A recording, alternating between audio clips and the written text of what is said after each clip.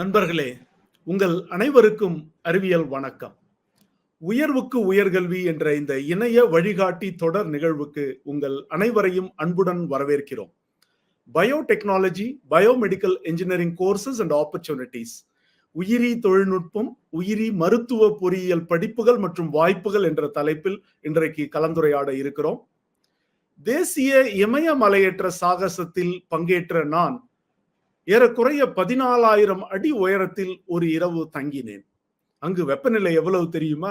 உறைநிலைக்கும் கீழாக -10°C.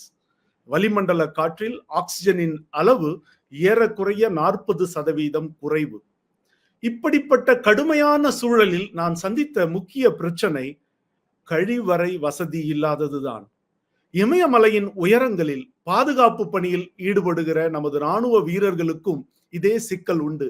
அங்கு மாநகராட்சியின் கழிவு நீர் வடிகால் இணைப்பு இல்லை. பள்ளம் தோண்டி மனித கழிவுகளை மட்கச் செய்யும் பிட் அல்லது செப்டிக் டேங்க் தொழில்நுட்பம் அங்கே வேலை செய்யாது.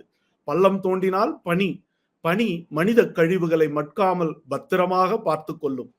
மட்காத மனித கழிவுகளினால் ராணுவ முகாம்களில் துர்நாற்றம் வீசும். சூரிய ஒளியில் பனி உருகினால் மனித கழிவுகளும் நோய் கிருமிகளும் நீரில் கலந்து நதிகளில் கலக்கும். நதியோர கிராமங்களில் பாதிப்பு ஏற்படும். இதற்கு என்ன தீர்வு? நமது DRDO விஞ்ஞானிகள் இதற்கு தீர்வாக உயிரி கழிவறையை வடிவமைத்தனர். இனாகுலம் ஆஃப் அனராபிக் பாக்டீரியா, காற்றில்லா பாக்டீரியா தொகுதியை உருவாக்கினர். இந்த பாக்டீரியா தொகுதி மனித கழிவை நீராகவும் மீத்தேனாகவும் கார்பன் டை ஆக்சைடாகவும் மாற்றிவிடும். சூழலுக்கு பாதிப்பில்லாத வகையில் மனித கழிவுகளை மாற்றும் உயிரி கழிவறை உயரங்களில் அமைந்திருக்கும் இராணுவ முகாம்களில் வெற்றிகரமாக பயன்படுத்தப்பட்டு வருகிறது. நாம் பேசுகிற இந்த பயோ டாய்லெட் எனப்படக்கூடிய உயிரி கழிவறை பயோடெக்னாலஜி துறையின் ஒரு சிறிய உதாரணம். உயிரி கழிவறை இராணுவ முகாம்களோடு நின்றுவிடவில்லை, தமிழகத்து பள்ளிக்கூடம் வரை வந்திருக்கிறது. எப்படி? ஒரு காணொலி காட்சியை இப்போது பார்ப்போம். குக்கிராமங்களிலும் அறிமுகப்படுத்திய மத்திய அரசு பாராட்டி வருவதாக இந்திய பாதுகாப்பு மற்றும் ஆராய்ச்சி மேம்பாட்டு நிறுவனத்தின் விஞ்ஞானி டாக்டர் டெல்லி பாபு தெரிவித்துள்ளார். வேலூர் அருகே தொரப்பாடியில் பசுமை கழிவறையை அரசு மேல்நிலைப் பள்ளியில் மாவட்ட ஆட்சியர் ராமன் மற்றும் டெல்லி பாபு ஆகியோர் திறந்து வைத்தனர். நிகழ்ச்சியில் பேசிய டெல்லி பாபு, ராணுவ பொறியாளர் அமைப்பு மற்றும் பொறியியல் துறை மாணவர்கள் இணைந்து இந்த பசுமை கழிவறையை தயாரித்துள்ளதாகவும், காற்றில்லா பாக்டீரியா திரவத்தை ஊற்றுவதன் மூலம் கழிவுகள் எளிதில் மாற்றமடைந்து தூய்மையாக இருக்கும் என்றார். ஆக இது பள்ளிக்கூடத்தோடு நின்று விடவில்லை, இப்பொழுது ரயில் பெட்டிகளிலும் இந்த தொழில்நுட்பம் பயன்படுத்தப்பட்டு வருகிறது. இப்படிப்பட்ட பொதுமக்களின் அன்றாட வாழ்வில் பயன்படும் பயோடெக்னாலஜி துறையில் மாணவ மாணவிகள் பல புதுமைகளை புரியலாம். பிசிக்ஸ் கெமிஸ்ட்ரி பாடங்களோடு பயாலஜி படித்தால் டாக்டர் ஆகலாம். பிசிக்ஸ் கெமிஸ்ட்ரி பாடங்களோடு கணிதம் படித்தால் பொறியாளராகலாம். இரண்டும் வெவ்வேறு பாதைகள் என்று பொது புத்தியில் உறைந்திருக்கிறது. மருத்துவமும் பொறியியலும் ஒரு புள்ளியில் சந்திக்கும் துறை பயோமெடிக்கல் என்ஜினியரிங் எனப்படும் ஒரு சுவாரஸ்யமான துறை. எதிர்காலத்தில் பயோடெக்னாலஜி, பயோமெடிக்கல் என்ஜினியரிங் துறைகளில் சாதிக்க விரும்பும் மாணவ மாணவிகள் என்ன படிக்கலாம்? இந்த துறைகளின் சிறப்புகள் என்னென்ன? தேசிய மற்றும் மாநில அளவிலான கல்வி நிறுவனங்கள் என்னென்ன? படித்து முடித்தவுடன் வேலை வாய்ப்புகள் என்னென்ன என பல தகவல்களை இன்று நாம் கலந்துரையாட இருக்கிறோம். நிகழ்ச்சியின் இறுதியில் கேள்வி பதில் பகுதி உண்டு. நீங்கள் நிகழ்ச்சியின் ஊடாக உங்களுக்கு ஏற்படுகிற கேள்விகளை, சந்தேகங்களை அவ்வப்போதே பதிவிட்டு விடலாம். தமிழிலேயோ அல்லது ஆங்கிலத்திலேயோ நீங்கள் பதிவிடலாம். நிகழ்ச்சியின் இறுதியில் உங்களுடைய கேள்விகளை படித்து அதற்கான பதிலை நாங்கள் வழங்குவோம். நிகழ்வில் பங்கேற்க முதலில் பதிவு செய்த 2வது 10 பார்வையாளர்களுக்கு நானும் விஞ்ஞானி மயில்சாமி அண்ணாதுரை அவர்களும் இணைந்து எழுதிய விண்ணும் மண்ணும் என்கிற புத்தகம் பரிசளிக்கப்படும் என்று அறிவிக்கப்பட்டிருந்தது. பரிசுக்குரியவர்களின் பெயர்கள் நிகழ்ச்சியின் இறுதியில் அறிவிக்கப்படும். அதுவரை காத்திருங்கள். துறை சார்ந்த 2 ஆளுமைகள் இன்றைய நிகழ்வில் பங்கேற்கிறார்கள். கிரேக்க எழுத்துக்களின் முதல் எழுத்து ஆல்பா. பொருத்தமாக முதல் அமர்வில் இணைகிறார் சென்னை ஆல்பா பொறியியல் கல்லூரியின் முதல்வர் டாக்டர் பி சௌமியா அவர்கள். எலக்ட்ரானிக்ஸ் அண்ட் கம்யூனிகேஷன் இன்ஜினியரிங், மின்னணு மற்றும் தொடர்பியல் துறையில் முனைவர் பட்டம் பெற்ற இவர் பயோமெடிக்கல் இன்ஜினியரிங் துறையில் ஆய்வு பணிகளில் ஈடுபட்ட அனுபவம் உள்ளவர். பொறியியல் துறை சார்ந்த 7 நூல்களை எழுதியுள்ள இவர் கல்வி பணியில் கடந்த 30 ஆண்டுகளாக சேவையாற்றி வருகிறார். அவரை வரவேற்போம். வணக்கம் டாக்டர் சௌமியா.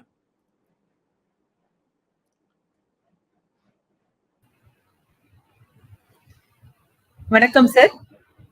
நிகழ்வில் நீங்கள் இணைந்தது மிக்க மகிழ்ச்சி.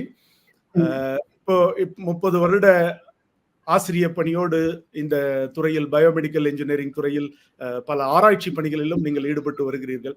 இப்போ என்ஜினியரிங் அப்படி என்றாலே உயிரற்ற பொருட்கள் தான் என்ஜினியர்ஸ் அவர்களோட படைப்புன்ற ஒரு பொது வெளியில ஒரு பிம்பம் இருக்குது. இப்போ சிவில் இன்ஜினியர்ஸ்னா செங்கல் சிமெண்ட் வச்சு வீடு கட்டுவாங்க, எலக்ட்ரானிக்ஸ் இன்ஜினியர்ஸ் வந்து பிசிபி போர்டு தயாரிப்பாங்க, ரொபாட்டிக்ஸ் இன்ஜினியர் ரோபோ தயாரிப்பாங்க. எதுக்கும் உயிர் கிடையாது, இந்த என்ஜினியர்ஸோட வேலையே உயிரில்லாத பொருளை தயாரிக்கிறது தான் அப்படின்ற மாதிரி பொது வெளியில ஒரு புரிதல் இருக்கு. ஆனா இன்னைக்கு நம்ம எடுத்திருக்கிற தலைப்பு ரெண்டுமே பயோடெக்னாலஜி, பயாலஜி அதுலயும் வருது, பயோ மெடிக்கல் இன்ஜினியரிங் அதுலயும் பயாலஜி வருது. ஆக இது என்ன இந்த புதிய துறை? இந்த பயோடெக்னாலஜி பயோ மெடிக்கல் இன்ஜினியரிங் இரண்டுக்குமான வித்தியாசங்கள் என்னென்ன என்பதை மாணவர்கள் ஆர்வத்தோடு காத்திருக்கிறார்கள். அவர்களோடு நீங்கள் பகிர்ந்து கொள்ளலாம். முதல்ல நான் என்ன நினைக்கிறேன்னா, ரெண்டுத்துக்கும் பொருத்தமான ஒண்ணு அது என்னன்னு பாத்தீங்கன்னாக்க, ரெண்டுத்துக்குமான சிமிலாரிட்டி நம்ம பாக்குறது என்னன்னா ஹெல்த் கேர். ஹெல்த் கேருங்கிறது உடல் நலம் பேணுதல், நம்ம உயிர் நலம் பேணுதல்னே சொல்லிடலாம். சோ இப்போ ரெண்டு டெக்னாலஜி, ஒன்னு டெக்னாலஜி ஒன்னு இன்ஜினியரிங். நம்மளுக்கு தெரியும் டெக்னாலஜிங்கிறது ஒரு ப்ராடக்டை உருவாக்குறது, இன்ஜினியரிங்கிறது அதுக்கான டிசைன். சோ இது ரெண்டுமே நீங்க எடுத்து பாத்தீங்கன்னாக்க எப்பவுமே ஒரு மனித சமுதாயத்துக்கு உபயோகமா இருக்கிறது ஒரு உருவாக்கமும் அதோட ப்ராடக்டும் தான். நம்ம வெளியில வந்து இது ஹெல்த் கேருக்கு நிச்சயமா வந்து சப்போர்ட்டிவா இருக்கக்கூடிய ரெண்டு இன்ஜினியரிங் துறை, ஒன்னு வந்து பயோடெக்னாலஜி, ஒன்னு பயோமெடிக்கல் இன்ஜினியரிங். நான் உங்களுக்கு ரெண்டுத்துக்குள்ள டிஃபரன்ஸை ஒரு ஸ்லைடு மூலமா காட்டலான்னு இருக்கேன். Slide please. So biomedical engineering அந்த பேர்லயே இருக்கு, இன்ஜினியரிங் பயாலஜி மெடிசின். சோ நீங்க சொன்ன மாதிரி இது வந்து உயிர் மருத்துவ பொறியியல். சோ உயிர் மருத்துவத்துக்கு தேவையான பொறியியல். சோ ஒரு உயிர் வந்து கம்ஃபர்டபிளான லிவிங், நம்ம ஒரு ஸ்டெத்தஸ்கோப் எடுத்துட்டோமோ இல்ல ஒரு if you are taking a CT scan anything, எதை எடுத்தாலும் நமக்கு வந்து பயாலஜி வந்து ஒரு இன்ஜினியரிங்கோட சேர்ந்துதான் அதுல உருவாகுது. பயாலஜி தெரியும், ஆனா நமக்கு வந்து ஹார்ட் பீட்டை மெஷர் பண்ண முடியலனாக்க அதனால எந்த பிரயோஜனமும் இல்லை. அதே மாதிரி நீங்க வேற என்ன பாத்தீங்கன்னாக்க, நிறைய அசிஸ்டிவ் டிவைஸ், ஒரு ஆர்கன், நம்ம கால் உடைஞ்சு போச்சு, அதுக்கு வந்து நம்ம ஆர்டிபிஷியல் லிம்பு கொடுக்குறோம். ஒரு கை உடைஞ்சு போச்சு, அதுக்கு வந்து நம்ம we are giving them artificial arm. So இது மாதிரி எல்லாமே அதர் தன் தட் நவ் இப்ப எவ்வளவு தூரம் வந்துருச்சுனாக்க நமக்கு ஆர்டிபிஷியல் ஹார்ட்டே பொறுத்துற லெவலுக்கு வந்திருக்கு. சோ இது எல்லாம் வந்து ஒரு மருத்துவரால மட்டும் முடியாது, இதுக்கு ஒரு இன்ஜினியர் தேவைப்படுறாரு. அந்த இன்ஜினியர் வந்து என்ன தேவையோ மருத்துவத்துக்கு தேவையான டிசைனை வடிவமைச்சு கொடுக்கிறாரு. சோ அது இருந்தாதான் பயோமெடிக்கல் இன்ஜினியரிங் வந்து மனுஷனோட லைஃப் வந்து சஸ்டெயின் ஆக பண்ண முடியும். அவங்களோட கம்ஃபர்ட், இப்ப ரொம்ப உறுப்புகளை இழந்தவங்க கூட இன்னும் வந்து லைஃப கம்ஃபர்டபுளா வாழறாங்க அப்படின்னாக்க அதுக்கு வந்து பயோமெடிக்கல் இன்ஜினியரிங் ரொம்ப ரொம்ப முக்கியம். இதை தவிர டயக்னோசிஸ் நம்ம சொல்றோம். சோ நம்ம பார்த்தாக்க எல்லாத்தையும் என்ன அப்படிங்கிறது, உடல்ல இருக்கிற விஷயங்களை நம்ம தெரிஞ்சுக்கிறதுக்கு நம்ம வந்து அதை டயக்னைஸ் பண்ணணும். ஒரு டாக்டர் வந்து வெறும்ன பார்த்துட்டு இப்பெல்லாம் விடுறது இல்லை, எக்ஸ்ரே எடுக்கணும், ஸ்கேன் எடுக்கணும், சோ மெனி திங்ஸ். இது எல்லாத்துக்குமே ஒரு மெஷின் தேவைப்படுது. அது வந்து ஒரு எக்ஸ்ரேஸா இருக்கலாம், இல்ல ஒரு சிடி ஸ்கேனா இருக்கலாம், நம்ம லேசர் மூலமா பண்ணலாம், இல்ல அல்ட்ராசவுண்ட் மூலமா பண்ணலாம். எல்லாத்துக்குமே ஒரு இன்ஜினியரோட துணை தேவைப்படுது. சோ ஹெல்த் கேருங்கிறது நல்லபடியா போயிட்டு இருக்கிறதுக்கும் மனுஷனோட, நீங்க if you have seen that ஒரு லைஃப் சஸ்டபிலிட்டி பாத்தீங்கன்னாக்க, நம்மளோட இது பாத்தீங்கன்னாக்க longevity, what I mean is longevity ஜாஸ்தியா, வாழ்நாள்கள் இன்க்ரீஸ் ஆகிறதுக்கு காரணமா இருக்கிறது பயோமெடிக்கல் இன்ஜினியர் தான். அவங்க உருவாக்கி தர கருவிகள் மூலமா தான் ஒரு ஹியூமன் பீயிங்கோட லைஃப் வந்து ரொம்ப ப்ரொலாங் ஆகுது. ஸோ அதுக்கு அவங்க கம்ஃபர்ட்டுக்கும் இதுக்கும் பயோமெடிக்கல் இன்ஜினியரிங் ரொம்ப ரொம்ப இம்பார்ட்டன்ட். ஸோ அதுல நீங்க இன்னொரு விஷயம் என்ன பாத்தீங்கன்னாக்க, இது தவிர சர்ஜிக்கல் எலிமெண்ட்ஸ் இருக்கு. நீங்க சர்ஜிக்கல் எலிமெண்ட்ஸ் பாத்தீங்கன்னா, நாங்க ஒரு ப்ராஜெக்ட் கூட அதுல பண்ணிருக்கோம், அது பின்னாடி கொஞ்சம் சொல்லலான்னு இருக்கேன். சோ ஒரு சர்ஜிக்கல் எலிமெண்ட்ஸ் வந்து வெறும்ன கத்திய வச்சு அறுக்க முடியாது இப்பெல்லாம் வந்து. ஏன்னா ஹியூமன் பாடி வந்து அது மாதிரி கிடையாது. ஒரு ஹியூமனோட பாடியில so many organs are there. நம்ம இந்த இடத்துல போயிட்டு ஒரு இடத்துல கட் பண்ணி விட்டோம்னாக்க அது இன்னொரு இடத்த நம்மளுக்கு அஃபெக்ட் பண்றதுக்கான பாசிபிலிட்டிஸ் நிறைய இருக்கு. சோ அது எல்லாத்துக்குமே வந்து பயோமெடிக்கல் இன்ஜினியர் வந்து ஒரு நல்ல ஒரு கருவியை உருவாக்கி ஜனங்களுக்கு தராங்க. சோ இது biomedical engineering. I will move on to the next slide. அது என்னன்னு பாத்தீங்கன்னாக்க பயோடெக்னாலஜி. பயோடெக்னாலஜிக்கும் பயோமெடிக்கல் இன்ஜினியரிங்கும் சிமிலாரிட்டி வந்து ஹெல்த் கேர். ஏன்னா ஹெல்த் கேருங்கிறது எல்லாரோட லைஃபையும் நம்ம வந்து நல்லா வாழணுங்கிறதுக்கான இது. அதுக்கு அடுத்த விஷயம் என்னன்னு பாத்தீங்கன்னாக்க அது இன்ஜினியரிங். இது வந்து பயாலஜியை ஒரு டெக்னாலஜியா எப்படி யூஸ் பண்றது. நம்ம இன்ஜினியரிங் டெக்னாலஜி இங்க பேசல, நம்ம என்ன பேசணும்னாக்க பயாலஜியை ஒரு டெக்னாலஜியா எப்படி யூஸ் பண்றது. சோ அது என்னன்னு பாத்தீங்கன்னாக்க பயாலஜி நீங்க யோசிச்சு பார்த்திருப்பீங்க. இப்ப கிராப் ஈல்டிங் இருக்கு. நம்ம வந்து விளைச்சல் பாத்துறோம்னாக்க நிறைய விளைச்சல் வந்து நல்லா வருது. சோ முன்ன இருந்ததை விட மகசூல் ஜாஸ்தியா இருக்கு, விளைச்சல் ஜாஸ்தியா இருக்கு, அது மாதிரி பேச்செல்லாம் நம்ம கேள்விப்படுறோம். அது தவிர அது வந்து நோயற்ற விதைகளும் நமக்கு தேவைப்படுது. இதெல்லாம் எப்படி பாசிபிள் அப்படின்னு பாத்தீங்கன்னா ஒரு பயோடெக்னாலஜினாலதான். ஏன்னா அவங்க என்ன பண்றாங்கன்னாக்க ஏற்கனவே அவைலபிளா இருக்கிற மரபணு, தட் இஸ் ஜீனை எடுத்து அதை வந்து மாற்றி அமைக்கிறாங்க. அந்த ஜெனடிக் இன்ஜினியரிங்ங்கிற பார்ட்டை நீங்க பாத்தீங்கன்னா அதுதான் நடக்குது. அந்த ஜீன்ஸ் வந்து சேஞ்ச் ஆகுறதுனால நம்ம வந்து ஒரு வேக்சினை உருவாக்க முடியுது, ஒரு நல்ல ஜீன்ஸை உருவாக்க முடியுது. சோ அடுத்த தலைமுறை நல்லபடியா வர்றதுக்கான வாய்ப்பு வந்து இந்த பயோடெக்னாலஜியால தான் நடக்குது. டிஎன்ஏ எல்லாத்தையுமே வடிவமைச்சு உங்களுக்கு வேணுங்கிற விதத்துல நீங்க விதைகளை மாற்றிக்கொள்ளக்கூடிய பாசிபிலிட்டி வந்து பயோடெக்னாலஜினாலதான் இருக்கு. இது தவிர நீங்க பாத்தீங்கன்னா பயோடிகிரேடபிள், நீங்க இப்ப சொன்னீங்க. இப்போ நம்ம இந்த இதுக்கு பார்த்தோம், நீங்க இமயமலையில இந்த செப்டிக் டேங்க் எல்லாம் இல்ல அப்படிங்கிற ஸ்டேஜ்ல நம்ம பயோடிகிரேடபிள் என்சைம்ஸ் யூஸ் பண்ணாம, இல்ல ஒரு பாக்டீரியாவை யூஸ் பண்ணாம எந்த ப்ராடக்ட் வேஸ்டேஜ் இருக்கு இல்லையா, நம்ம வேணாம்னு நினைக்கிற எது இருந்தாலும் அதை மக்கவே பண்ண முடியாது. அதுக்கு பயோடெக்னாலஜி ரொம்ப ரொம்ப இம்பார்ட்டன்ட். என்ன மாதிரியான என்சைம்ஸை எதுல ஆட் பண்ணணுங்கிறது இம்பார்ட்டன்ட். பயோஃபியூயல்ஸ் இருக்கு, நம்ம பயோஃபியூயல்ஸ் பண்ணணும். எல்லாத்துக்குமே வந்து பயோடெக்னாலஜி ரொம்ப ரொம்ப முக்கியத்துவமானது. அதனால இந்த ரெண்டு இன்ஜினியரிங்குமே மனிதனோட ரொம்ப சம்பந்தப்பட்டது. இது இன்ஜினியரிங் தனியா எடுக்க முடியாது. எல்லா இன்ஜினியரிங்குமே as such நம்ம பார்த்தாக்க மனுஷனுக்கு ரொம்ப ரொம்ப தேவையானது, மனிதர்களோட தேவையானது நம்ம நினைச்சா கூட இந்த ரெண்டு இன்ஜினியரிங் நமக்கு நிச்சயமா, ஏன்னா நம்ம வாழ்வுக்கு தேவையானது அப்படி சொல்லலாம்.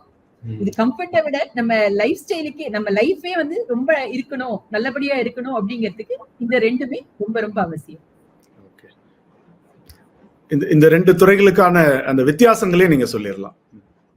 வித்தியாசங்கள் அதுதான் சொன்னேன் இல்லையா சார். ஃபர்ஸ்ட் வந்து நீங்க பாத்தீங்கன்னா பயாலஜி, கெமிஸ்ட்ரி, டெக்னாலஜி இது மூணு சேர்ந்ததுதான் பயோடெக்னாலஜி.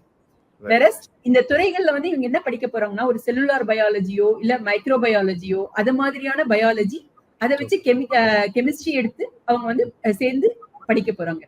ஆனா பயோமெடிக்கல் இன்ஜினியரிங்ல வந்து மோஸ்ட்லி இன்ஜினியரிங் பயோமெடிக்கலுக்கு என்ன தேவையோ அதை படிக்க போறாங்க. சோ அதுல பயோமெட்டீரியல்ஸ், பயோமெக்கானிக்ஸ் அது மாதிரியான தலைப்புகள்ல அவங்க படிப்பாங்க.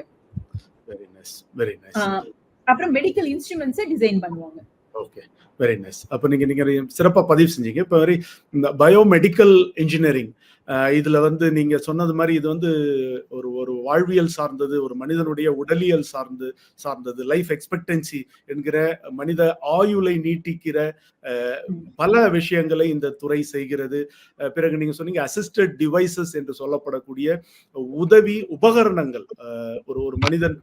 ஒரு மனிதர் மிக மிக கம்ஃபர்டபுளான ஒரு வாழ்க்கையை வாழ்வதற்கான உபகரணங்களையும் இது தயாரித்து தருகிற ஒரு படிப்பாக இருக்கிறது. பயோடெக்னாலஜி பத்தி பேசும்போது விதைகள், வீரியமான நோயற்ற விதைகள் உள்ளிட்ட பல விஷயங்களை இதில் மாணவர்கள் செய்து கற்றுக்கொள்ளலாம். ஆக பயோடெக்னாலஜி அல்லது பயோமெடிக்கல் இன்ஜினியரிங் துறையில் மாணவர்கள் படித்தால் இந்தந்த துறைகளில் எல்லாம் அவர்கள் தங்களுடைய பங்களிப்பை, புதுமையான யோசனைகளை, புதுமையான திட்டங்களை அவர்களால் செயல்படுத்த முடியும் என்று சொல்லியிருக்கிறீர்கள். இப்போ பயோடெக்னாலஜியை பொறுத்த வரைக்கும் ஒரு குழப்பம் நிறைய பேருக்கு உண்டு. ஏன்னா அது வந்து பிஎஸ்சி பயோடெக்னாலஜி, எம்எஸ்சி பயோடெக்னாலஜின்னு ஒரு வெர்டிக்கல் இருக்கு. அது இல்லாம பிடெக் பயோடெக்னாலஜி, எம்டெக் பயோடெக்னாலஜின்னு ஒரு வெர்டிக்கல் இருக்கு. ஆக நீங்க எந்த படிப்பை யார் தேர்வு செய்வது என்கிற புரிதலை நீங்கள் பொதுவெளியில் விதைக்கலாம். ஆக்சுவலா பிடெக் அப்படிங்கறச்சே நம்மளுக்கு வந்து மேத்ஸ் வந்து ஒரு இம்பார்ட்டன்டான இது. சோ பிடெக், பிஎஸ்சி ரெண்டுமே பயோடெக்னாலஜில அவைலபிளா இருக்கு. பிடெக் அப்படிங்கிறது 4 வருஷ கோர்ஸ், பிஎஸ்சி அப்படிங்கிறது 3 வருஷ கோர்ஸ். சோ 4 வருஷ கோர்ஸ் அவங்க படிக்கணும்னாக்க மேத்ஸ், பிசிக்ஸ், கெமிஸ்ட்ரி ஆல்மோஸ்ட் எல்லா டீம்டு யூனிவர்சிட்டி தவிர மீதி எல்லா யூனிவர்சிட்டிஸும், சென்ட்ரல் யூனிவர்சிட்டிஸ் ஆகட்டும், வேற எது எடுத்தாலுமே பிடெக்ங்கிற கோர்ஸுக்கு மேத்ஸ் வந்து இம்பார்ட்டன்ட். சோ இதுல பிஎஸ்சி பயோடெக்னாலஜிக்கும் பிடெக் பயோடெக்னாலஜிக்கும் என்ன வித்தியாசம் அப்படின்னு பாத்தீங்கன்னாக்க ஒரு ரிசர்ச் இதுல நம்ம போறோம் அப்படிங்கறச்சே பிஎஸ்சி, எம்எஸ்சி, பிஹெச்டி அப்படியே பண்ணிட்டு நம்ம போயிட்டே இருக்கலாம். வெரஸ் இது பிடெக்ங்கிறச்சு அந்த டெக்னாலஜியை ஒரு ரிசர்ச் இன்ஸ்டிடியூட்ல நம்ம அப்ளை பண்றச்சே you will be getting the product. ஒரு டெக்னாலஜியா அந்த ப்ராடக்ட்டை எடுத்துட்டு வர முடியும். சோ அந்த டிஃபரன்ஸ் அதுல இருக்கு. பயோமெடிக்கல் இன்ஜினியரிங்க்கு பாத்தீங்கன்னாக்க இது வந்து வெறும் பிஇ கோர்ஸ் தான், இன்ஜினியரிங் கோர்ஸ் மட்டும்தான் அதுல இருக்கு. பிஎஸ்சி கோர்ஸ் பயோமெடிக்கல்ல கிடையாது. சோ இவங்க வந்து நிச்சயமா மேத்ஸ், பிசிக்ஸ், கெமிஸ்ட்ரி படிச்சிருக்கணும். அந்த கட்டாயம் இருக்கு உங்களுக்கு. Very nice. இப்போ பாத்தீங்கன்னா பிஎஸ்சி சொல்லுங்க தொடர்ந்து. நிறைய இன்ஸ்டிடியூட் இதை ஆஃபர் பண்றாங்க. ஐஐடிஸ், என்ஐடிஸ்லாம் பயோமெடிக்கல் இன்ஜினியரிங் இல்லாம பயாலஜிக்கல் இன்ஜினியரிங் அப்படிங்கிற பேர்ல இந்த கோர்ஸ் ஆஃபர் பண்றாங்க. நமக்கு என்ஐடி, ஐஐடி ஏன்னா அது வந்து மோர் ரிலேட்டட் டு இன்ஜினியரிங், ஏன்னா அது technological institutes than other institutes. மீதி யூனிவர்சிட்டிஸ்லாம் கம்பேர் பண்றச்சு அவங்க எல்லா கோர்ஸும் வச்சிருப்பாங்க. வேறஸ் ஐஐடிஸ், என்ஐடிஸ் வந்து மெயினா ஃபார் டெக்னாலஜி. ஸோ அப்படி இருக்கிறச்சு அந்த இன்ஸ்டிடியூட்ல அவங்க ஆஃபர் பண்ற கோர்ஸ் பயாலஜிக்கல் இன்ஜினியரிங் ஆஃபர் பண்ணாலும் அதுக்கு மேத்தமெட்டிக்ஸ் பேஸ்டு. மேத்தமெட்டிக்ஸ் வந்து நம்ம ஒரு செல்லுலார் இதுல நம்ம அப்ளை பண்ண வேண்டியதுக்கு தேவையான மேத்தமெட்டிக்ஸ் எல்லாமே அதுல இருக்கும். சரியா? Very nice. இப்போ நீங்க சொன்னதுபடி பாத்தீங்கன்னா இப்ப பிஎஸ்சி, எம்எஸ்சி பயோடெக்னாலஜின்றது அறிவியல் சார்ந்தது, அதனுடைய தத்துவங்கள் சார்ந்தது. இதுல வந்து பிடெக், எம்டெக் பயோடெக்னாலஜி போகும்போது அதை பயன்படுத்தி எப்படி நாம் சில உபகரணங்களையோ அல்லது சில பொருட்களையோ தயாரிக்கலாம் என்பது. இது வந்து ஒன்னு வந்து சயின்ஸ், இன்னொன்னு அப்ளைடு சயின்ஸ் என்று நாம் அதை புரிந்து கொண்டு செல்லலாம். இப்போ நீங்க இந்த கிளாரிட்டியை கொடுத்த பிறகு இப்போ மாணவர்கள் மத்தியிலும் அல்லது பெற்றோர்களுக்கும் இருக்க இன்னொரு கேள்வி என்னன்னா, கல்லூரிகளை எப்படி தேர்வு செய்வது? நீங்க சொன்னீங்க ஐஐடில இருக்கு, என்ஐடில இருக்கு, பல நிறுவனங்கள்ல இருக்குன்னு. இப்போ ஒருத்தர் வந்து பயோடெக்னாலஜியோ இல்ல பயோமெடிக்கல் இன்ஜினியரிங்கோ படிக்க வேண்டும் என்று முடிவெடுத்து விட்டால் அவர்கள் எப்படி கல்லூரிகளை தேர்வு செய்யலாம் என்கிற ஆலோசனையை நீங்கள் இப்போது வழங்கலாம். அது எவ்வளவு வருஷங்களா அந்த கல்லூரி இருக்கு, அதுல பயோமெடிக்கல் இன்ஜினியரிங் எவ்வளவு நாட்களா இருக்கு, அதுல இருக்கிற ஆசிரியர்கள் எப்படிப்பட்டவர்கள், அவங்க ஏதாவது ஃபண்டட் ரிசர்ச் பண்ணிருக்காங்களா, அதாவது ஆராய்ச்சிகள் ஏதாவது செஞ்சுட்டு இருக்காங்களா அந்த கல்லூரியில பயோமெடிக்கல் இன்ஜினியரிங் வச்சு, அத மாதிரியான இல்ல பயோடெக்னாலஜி வச்சு.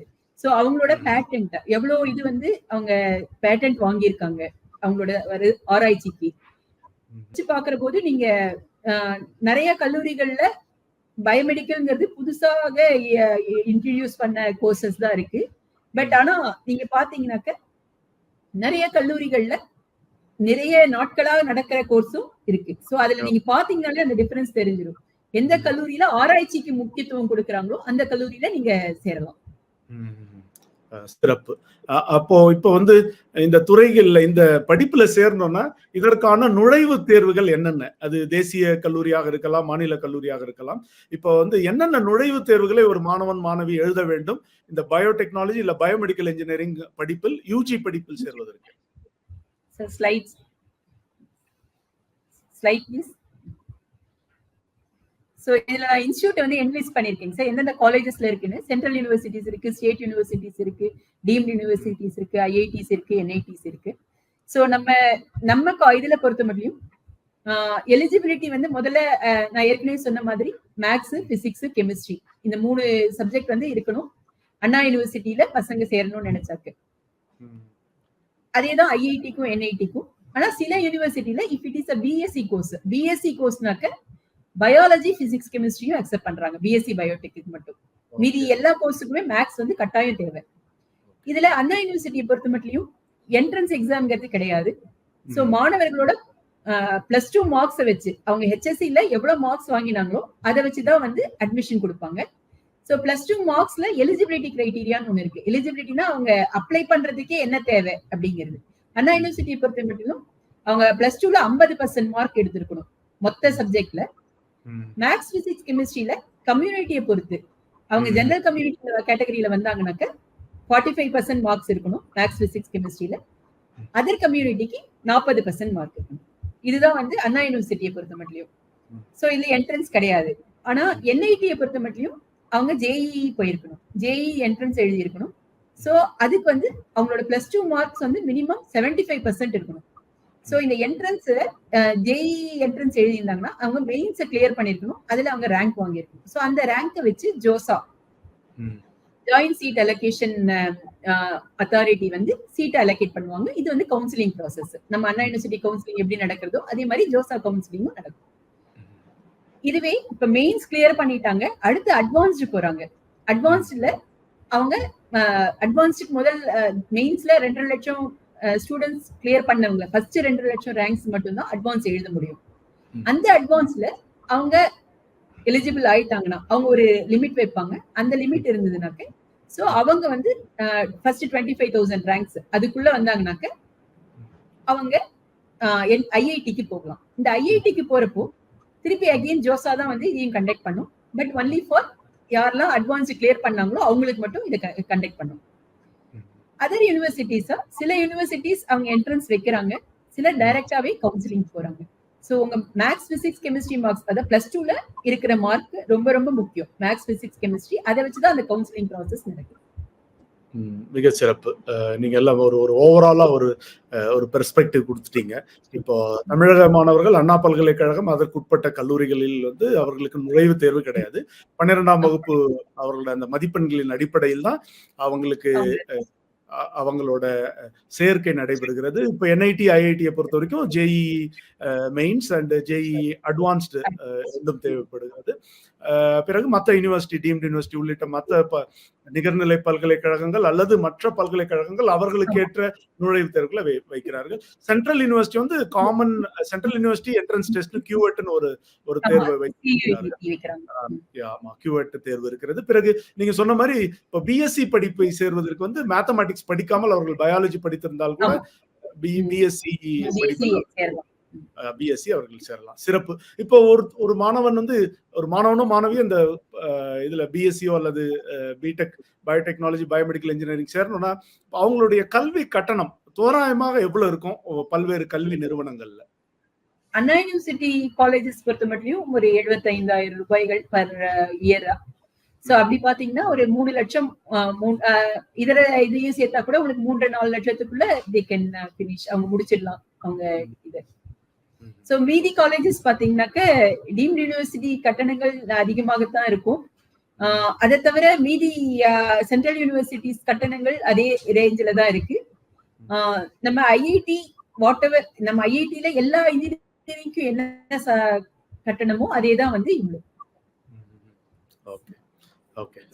ஐஐடி கிளியர் பண்றாங்க, என்ஐடினா அதே கட்டணமே ஆல்மோஸ்ட் வந்து.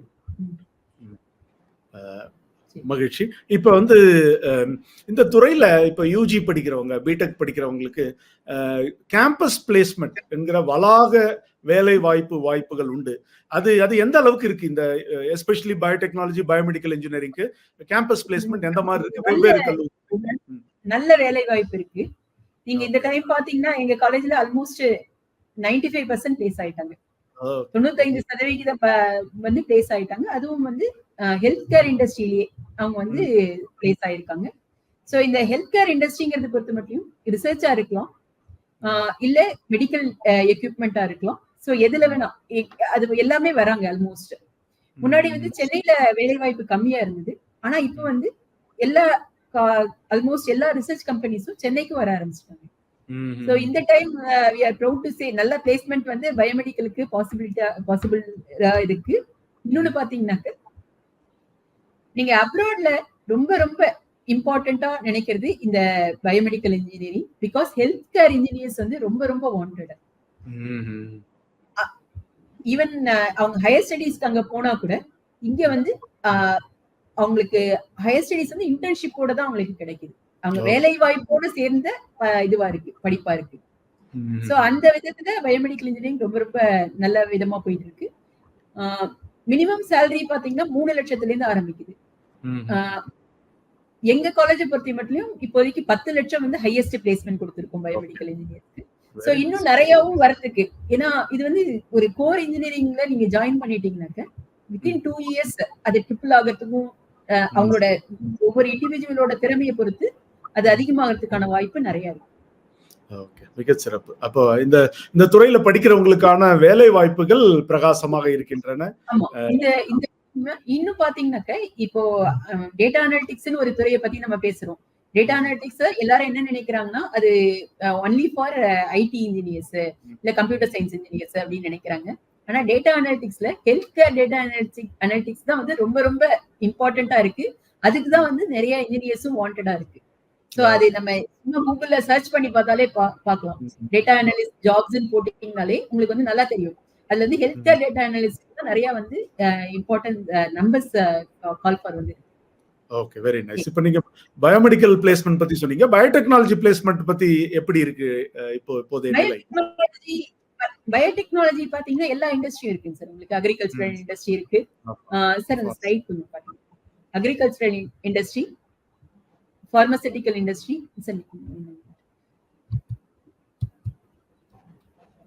I left it. So agricultural, pharmaceutical எல்லா இண்டஸ்ட்ரியும் சரி, எந்த இண்டஸ்ட்ரியுமே நம்ம விட்டு போக முடியாது. ஏன்னா ஆல்மோஸ்ட் எல்லா இண்டஸ்ட்ரியிலையும் வேஸ்ட் மேனேஜ்மெண்ட்ங்கிறது ரொம்ப ரொம்ப இம்பார்ட்டன்டான ஃபீல்டு. ஸோ அந்த இம்பார்ட்டன்டான ஃபீல்டு இருக்கிறதுனால ஸோ நம்ம வந்து அதை கட்டாயம் வந்து செய்ய வேண்டிய கட்டாயத்துக்கு இருக்காங்க. ஸோ பயோடெக்னாலஜிக்கும் நல்ல ஓப்பனிங்ஸ் இருக்கு. இது எல்லாமே வந்து ரிசர்ச் அப்படிங்கிற லெவல்ல போகிறச்சு உங்களுக்கு வந்து அதோட இம்பார்ட்டன்ஸ் வந்து ரொம்ப ரொம்ப ஜாஸ்தி ஆயிடுது. ஆராய்ச்சி செய்யணுங்கிறது. ஏன்னா நம்ம பசங்க வந்து உன்னை உருவாக்கணும் அப்படிங்கிற எண்ணத்தோட யார் வந்து பிளஸ் 2ல முடிச்சுட்டு அந்த பேஷனோட வராங்க இல்லைங்க சார், அந்த ஈர்ப்போட, அந்த துறையில ஈர்ப்போட வர்றவங்க நம்ம வந்து ஆராய்ச்சி செய்யணும், ஒரு புதிய இதை வந்து ஜனங்களுக்காக உருவாக்கணும் அப்படின்னு நினைக்கிறவங்களுக்கு இது ரொம்ப ரொம்ப முக்கியமா இருக்கு. Very nice. இப்போ நீங்க சொன்ன மாதிரி இப்போ நிறைய பார்மசூட்டிக்கல் இண்டஸ்ட்ரி இருக்கு, ஃபியூயல் இண்டஸ்ட்ரி இருக்கு, பயோஃபியூயல்ஸ் இருக்கு. சோ எல்லா இண்டஸ்ட்ரியிலயும் பயோடெக்னாலஜிக்கு தேவைகள் வந்து நிறைய இருக்கு. ஆக இந்த இரண்டு இண்டஸ்ட்ரி இன்னும் கூட இம்பார்ட்டன்ட். Okay okay. சோ அந்த இரண்டு படிப்புகள் பயோடெக்னாலஜி, பயோமெடிக்கல் இரண்டு படிப்புகளுக்கும் படித்து முடித்தவுடன் இருக்கக்கூடிய வேலை வாய்ப்புகள் பிரகாசமாக இருக்கிறது என்ற தகவலை நீங்க சொன்னீங்க. இப்ப வந்து மேற்படிப்பு படிக்கணும்னு விரும்புறாங்கன்னு வச்சுங்க. நான் பிடெக்கு பிறகு மேல படிக்க விரும்புறேன், பிஎஸ்சிக்கு பதிலுக்கு மேல படிக்க விரும்புகிறேன் அப்படின்னா அவர்களுக்கான வாய்ப்புகள், அவர்கள் எந்தெந்த துறையில எல்லாம் மேற்படிப்பு படிக்கலாம்? Sir slide sir. இந்த இதுல பாத்தீங்கன்னா ஐஐடி, என்ஐடி இது எல்லாமே நம்ம இப்ப பிடெக் இருக்கிற காலேஜஸ் எல்லாமே எம்டெக், இன்னொன்னு கூட இருக்கு. எம்டெக் வந்து dual course, dual degree. So அந்த டியூவல் டிகிரி எப்படின்னாக்க நீங்க என்டர் ஆகறச்சியே பிடெக் போகாம 5 வருஷ கோர்ஸா எடுத்து அது எம்டெக்கா முடிச்சிடலாம். சோ அது மாதிரி பண்ணலாம். அது தவிர எல்லா சென்ட்ரல் யூனிவர்சிட்டிஸ், டீம்டு யூனிவர்சிட்டிஸா, அதை தவிர எய்ம்ஸ், நம்ம இது எல்லாமே எல்லா காலேஜஸும் immunology, national institute of immunology and cell sciences, so இது எல்லாமே வந்து இந்த பயோடெக் கோர்ஸுக்கு எம்டெக் வச்சிருக்காங்க. இந்த எல்லா இன்ஸ்டிடியூட்லயுமே அவங்க எல்லாருமே பிஹெச்டி பண்ணலாம். ஸோ அதுக்கான வாய்ப்பும் இருக்கு. ஸோ இந்த ரெஸ்ட்ரிக்ஷன் வந்து பயோடெக்னாலஜி படிச்சவங்க மட்டும் இல்ல, பயோமெடிக்கல் படிச்சவங்களும் ஆல் தீஸ் இன்ஸ்டிடியூட்ஸ்க்கு எலிஜிபிள். அதுல பயோமெடிக்கல் இன்ஜினியரிங் இருக்கு, பயோடெக்னாலஜியும் இருக்கு. ஸோ இதுல எது வேணா பண்ணலாம். அதை தவிர நேராவே நீங்க ஆராய்ச்சி பண்ணலாம். பிஇ முடிச்சதுக்குமே நீங்க வந்து டைரக்டா ஆராய்ச்சிக்கு, ரிசர்ச்க்கு நீங்க எலிஜிபிள் ஆயிடுறீங்க. சோ அதுல கூட if you want to continue your ரிசர்ச்னாக்க நீங்க நேரா போயிடலாம். சிறப்பு. இப்போ நீங்க இப்ப பட்டியலிட்டு இருக்கிற அந்த நிறுவனங்கள் எல்லாம் பார்க்கும்போது என்ஜினியரிங் முடிச்ச ஒருவர் பட்ட மேற்படிப்புக்காக பொறியியல் கல்லூரியிலும் சேரலாம், மருத்துவக் கல்லூரியிலும் சேரலாம். ஏன்னா நீங்க போட்ட லிஸ்ட்ல வந்து மருத்துவக் கல்லூரி இருக்கு, பொறியியல் கல்லூரி. ஆமா. ஆக இது வந்து இந்த இரண்டு துறைகளும் இணைகிற ஒரு துறையாக, மனிதர்களுடைய நல்வாழ்விற்கான ஒரு துறையாக இருக்கிறது. நம்ம பாக்குறோம் ஸ்டூடெண்ட்ஸ் வந்து நீட் கிடைக்கல அப்படிங்கிற மாதிரி நிறைய, ஏன்னா நம்ம லிமிடெட் சீட்ஸ் தான் டாக்டருக்கு இருக்கு. சோ அது கிடைக்கலங்கிறது ஸ்டூடெண்ட்ஸ் வந்து ரொம்ப விரக்தி அடைஞ்சிடுறாங்க. அது மாதிரியான தேவையே இல்லை. நம்மளோட மெயின் எய்ம் என்னன்னா சொசைட்டிக்கு நம்ம ஏதாவது செய்யணும் அப்படிங்கிறது. அது வந்து மெடிக்கல் படிக்க முடியலன்னா எல்லாருக்கும் கிடைக்கும் அப்படிங்கிறது தான் நம்மளோட ஆசையா இருக்கு. இந்த கேஸ் அது கிடைக்க முடியலன்னா கூட அவங்க ஏதாவது ஒரு கோர்ஸ் பயோடெக்னாலஜியோ பயோமெடிக்கல் இன்ஜினியரிங்கோ சூஸ் பண்ணிக்கலாம். இதுல அவங்களுக்கு ஹாஸ்பிட்டல்ல ஒர்க் பண்றதுக்கான வாய்ப்பும் நிறைய இருக்கு. அவங்க வந்து நிறைய ஹாஸ்பிட்டல்ஸ் வந்து மெயின்டெனன்ஸ் இன்ஜினியரோ இல்ல இந்த எக்ஸ்ரே மெஷின்ஸ் இல்ல இந்த டயக்னோசிஸ் பண்ற இன்ஸ்டிடியூட்ஸ் எல்லா இடத்துலயுமே அவங்க வந்து இது மாதிரியான இன்ஜினியர்ஸ் வந்து தேவையா இருக்காங்க. இதை தவிர ஒரு வேக்சினை உருவாக்குறதுக்கோ ஒரு இன்ஸ்ட்ருமெண்ட்டை உருவாக்குறதுக்கோ பயோடெக்னாலஜி படிச்சவங்களோ இல்ல பயோமெடிக்கல் இன்ஜினியரிங் படிச்சவங்களோ தான் தேவைப்படுறாங்க. சோ அதனால நீட் மட்டுமே அவங்க எய்மா இருக்கணுங்கிறது நெசசிட்டி கிடையாது. பயாலஜி படிச்சவங்க பயோமெடிக்கலும் பயோடெக்னாலஜி கட்டாயம் எடுக்கலாம். நீங்க மிக மிக சிறப்பான பதிவு. நீட் படித்தவர்கள் தங்களுடைய ஆப்ஷன்ஸை இன்னும் கொஞ்சம் நீட்டித்து இது போன்ற படிப்புகளில் சேரலாம். இப்போ பயோகான் என்கிற ஒரு நிறுவனமே உருவானது அப்படித்தானே. எம்பிபிஎஸ் கிடைக்காத ஒரு பெண் இந்த மாதிரி நான் ஒரு புதிய பயோடெக்னாலஜி துறையில கால் பதிப்பேன் என்று பயோகான் என்கிற ஒரு நிறுவனம் உலக அளவில் இப்போது களமாடி வருகிறது. அதுவும் இல்லாம அந்த ஐஐடிஸ்ல எல்லாம் எம்டெக் பயோமெடிக்கல் இன்ஜினியரிங்ல பாத்தீங்கன்னா என்ட்ரி குவாலிஃபிகேஷன் யாரெல்லாம் நுழையலாம்னு பாத்தீங்கன்னா எம்எஸ்சி படித்தவர்கள் சேரலாம், பிஇ படித்தவர்கள் சேரலாம், எம்பிபிஎஸ் படித்தவர்கள் சேரலாம், பேச்சுலர் ஆஃப் வெட்டினரி சயின்ஸ் படித்தவர்கள், டென்டல் படித்தவர்கள் என்று மருத்துவர்களும் பொறியாளர்களும் ஒன்றாக ஒரே வகுப்பில் உட்கார்ந்து எம்டெக் படிக்கக்கூடிய வாய்ப்பு. ஆக நீட் மட்டுமே வாழ்க்கையின் எல்லை இல்லை, வாழ்க்கையினுடைய எல்லைகள் அதை தாண்டி பறந்து விரிந்து கிடக்கின்றன. அதில் நீர்த்து போகாத நம்பிக்கைகளோடும் தீர்ந்து போகாத திறமைகளோடும் நமது மாணவ மாணவிகள் களமாடி வெற்றி பெற வாழ்த்தலாம். பிறகு கடைசியாக உங்களிடம் ஒரு கேள்வி கேட்க விரும்புகிறேன். நீங்க ஒரு பயோமெடிக்கல் இன்ஜினியரிங்ல ஒரு ரிசர்ச் பண்ண நம்ம பேசும்போது சொல்லிட்டு இருந்தீங்க, ஒரு மருத்துவர்களுக்கு மிகவும் பயன்படக்கூடிய ஒரு உபகரணத்தை நீங்களும் உங்களுடைய குழுவினரும் வடிவமைத்ததாக சொன்னீர்கள். அதை பற்றிய தகவல்களை நீங்கள் பகிர்ந்து கொள்ளலாம். இந்த படிப்பில் சேர்கிற மாணவர்களுக்கும் மாணவிகளுக்கும் இப்படிப்பட்ட புதுமைகளை செய்கிற வாய்ப்பு அவர்களுக்கு கிடைக்கும் என்கிற நம்பிக்கையை விதைக்கும் விதமாக நீங்கள் இதை விவரிக்கலாம். ஸ்லைட் கொஞ்சம் சார், ஸ்லைட் ப்ளீஸ்.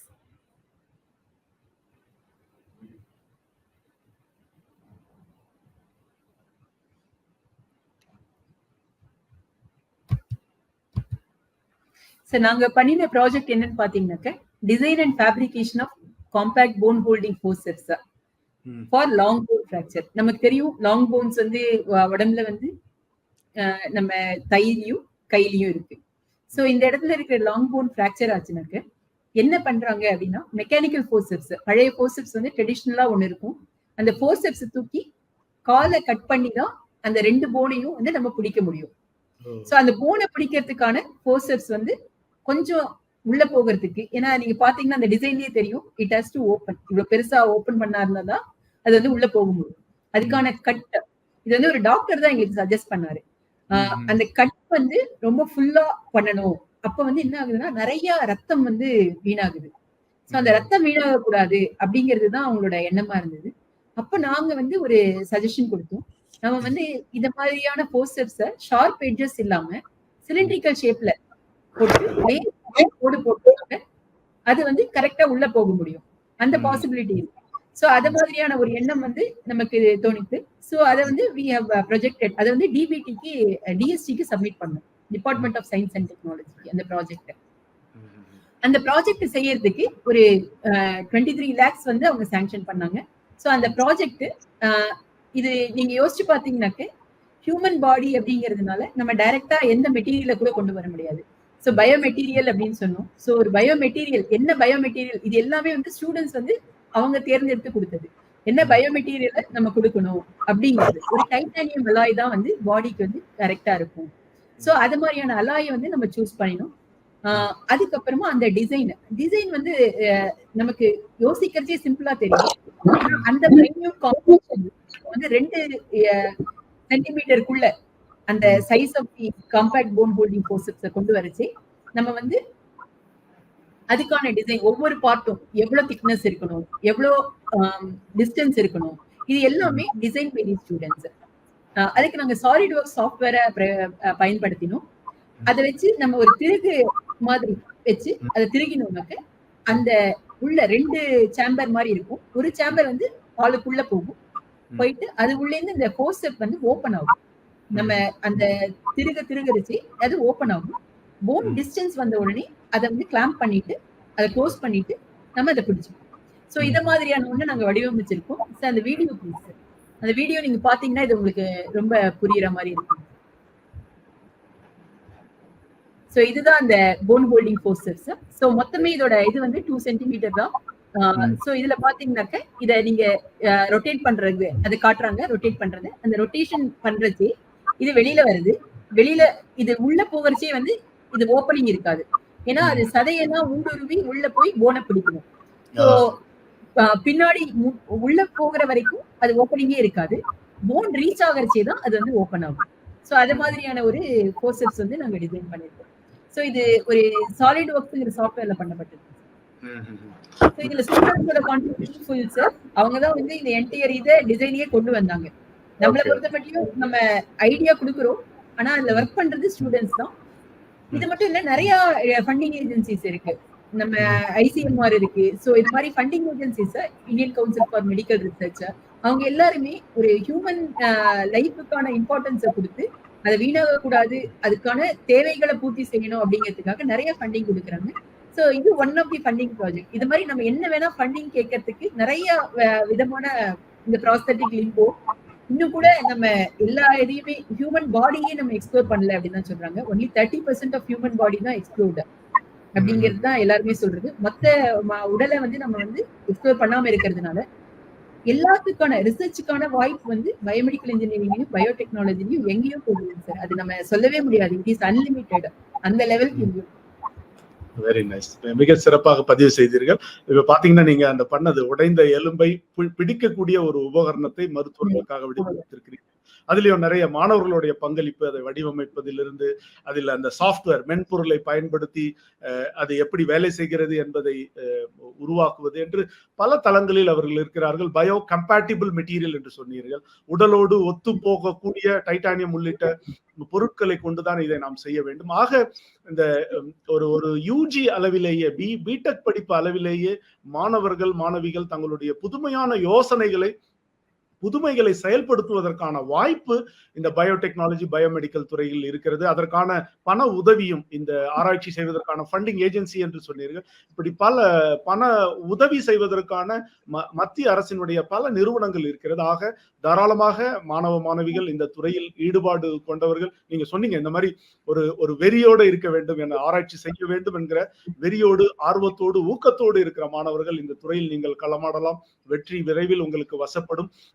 ஏறக்குறைய கடந்த 30 நிமிடங்களாக நீங்கள் மிகச் சிறப்பாக இந்த பயோடெக்னாலஜி துறை, பயோமெடிக்கல் இன்ஜினியரிங் துறை இரண்டிலும் இருக்கக்கூடிய படிப்புகள், அதற்கான நுழைவுத் தேர்வுகள், கல்வி நிறுவனங்கள், பிறகு அதில் எவ்வளவு கட்டணம் ஆகும், அதனுடைய வளாக தேர்வுகளில் இருக்கக்கூடிய மாணவர்களுக்கு முன்பாக விரிந்து கிடக்கிற வாய்ப்புகள், பிறகு நீங்கள் செய்த உங்களுடைய ஆராய்ச்சியை கூட மிக சிறிய சுவையான தமிழில் நீங்கள் அழகாக எடுத்துரைத்தீர்கள். மிக்க நன்றி. நீங்கள் நிகழ்வில் தொடர்ந்து இணைந்திருங்கள். நிகழ்வின் கடைசி பகுதியில் கேள்வி பதில் பகுதி உண்டு. அதில் மறுபடியும் நாம் சந்திப்போம்.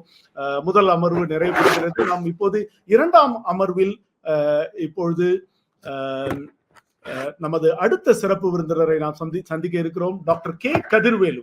இவர் DRDO விஞ்ஞானி.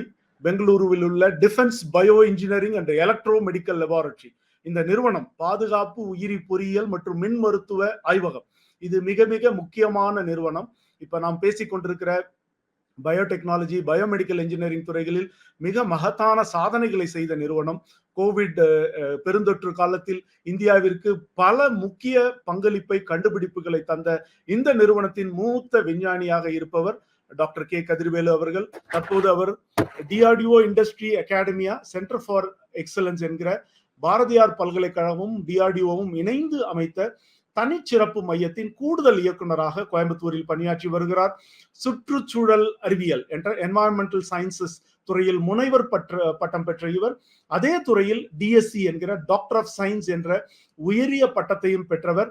பிரான்ஸ் நாட்டின் national school of superior industrial technology and Nantes school of engineering நிறுவனத்தில் போஸ்ட் டாக்டரல் ரீசர்ச் என்கிற முனைவர் நிலை ஆராய்ச்சியை நிகழ்த்தியவர் என்பது குறிப்பிடத்தக்கது. இவர் 1178 ஆய்வு கட்டுரைகளை எழுதியிருக்கிறார். உண்மைதான், 178 ஆய்வு கட்டுரைகளை எழுதியிருக்கிறார். Fellow of Royal Society of Chemistry என்கிற FRSC என்கிற உயரிய சர்வதேச அங்கீகாரத்தை பெற்றவர். 2022ஆம் ஆண்டு டான்சா என்ற தமிழ்நாடு ஸ்டேட் சயின்டிஸ்ட் அவார்டு என்கிற விருதை சுற்றுச்சூழல் அறிவியல் பிரிவில் பெற்றவர் என்ற சிறப்புக்குரியவர். வணக்கம் டாக்டர் கதிர்வேல்.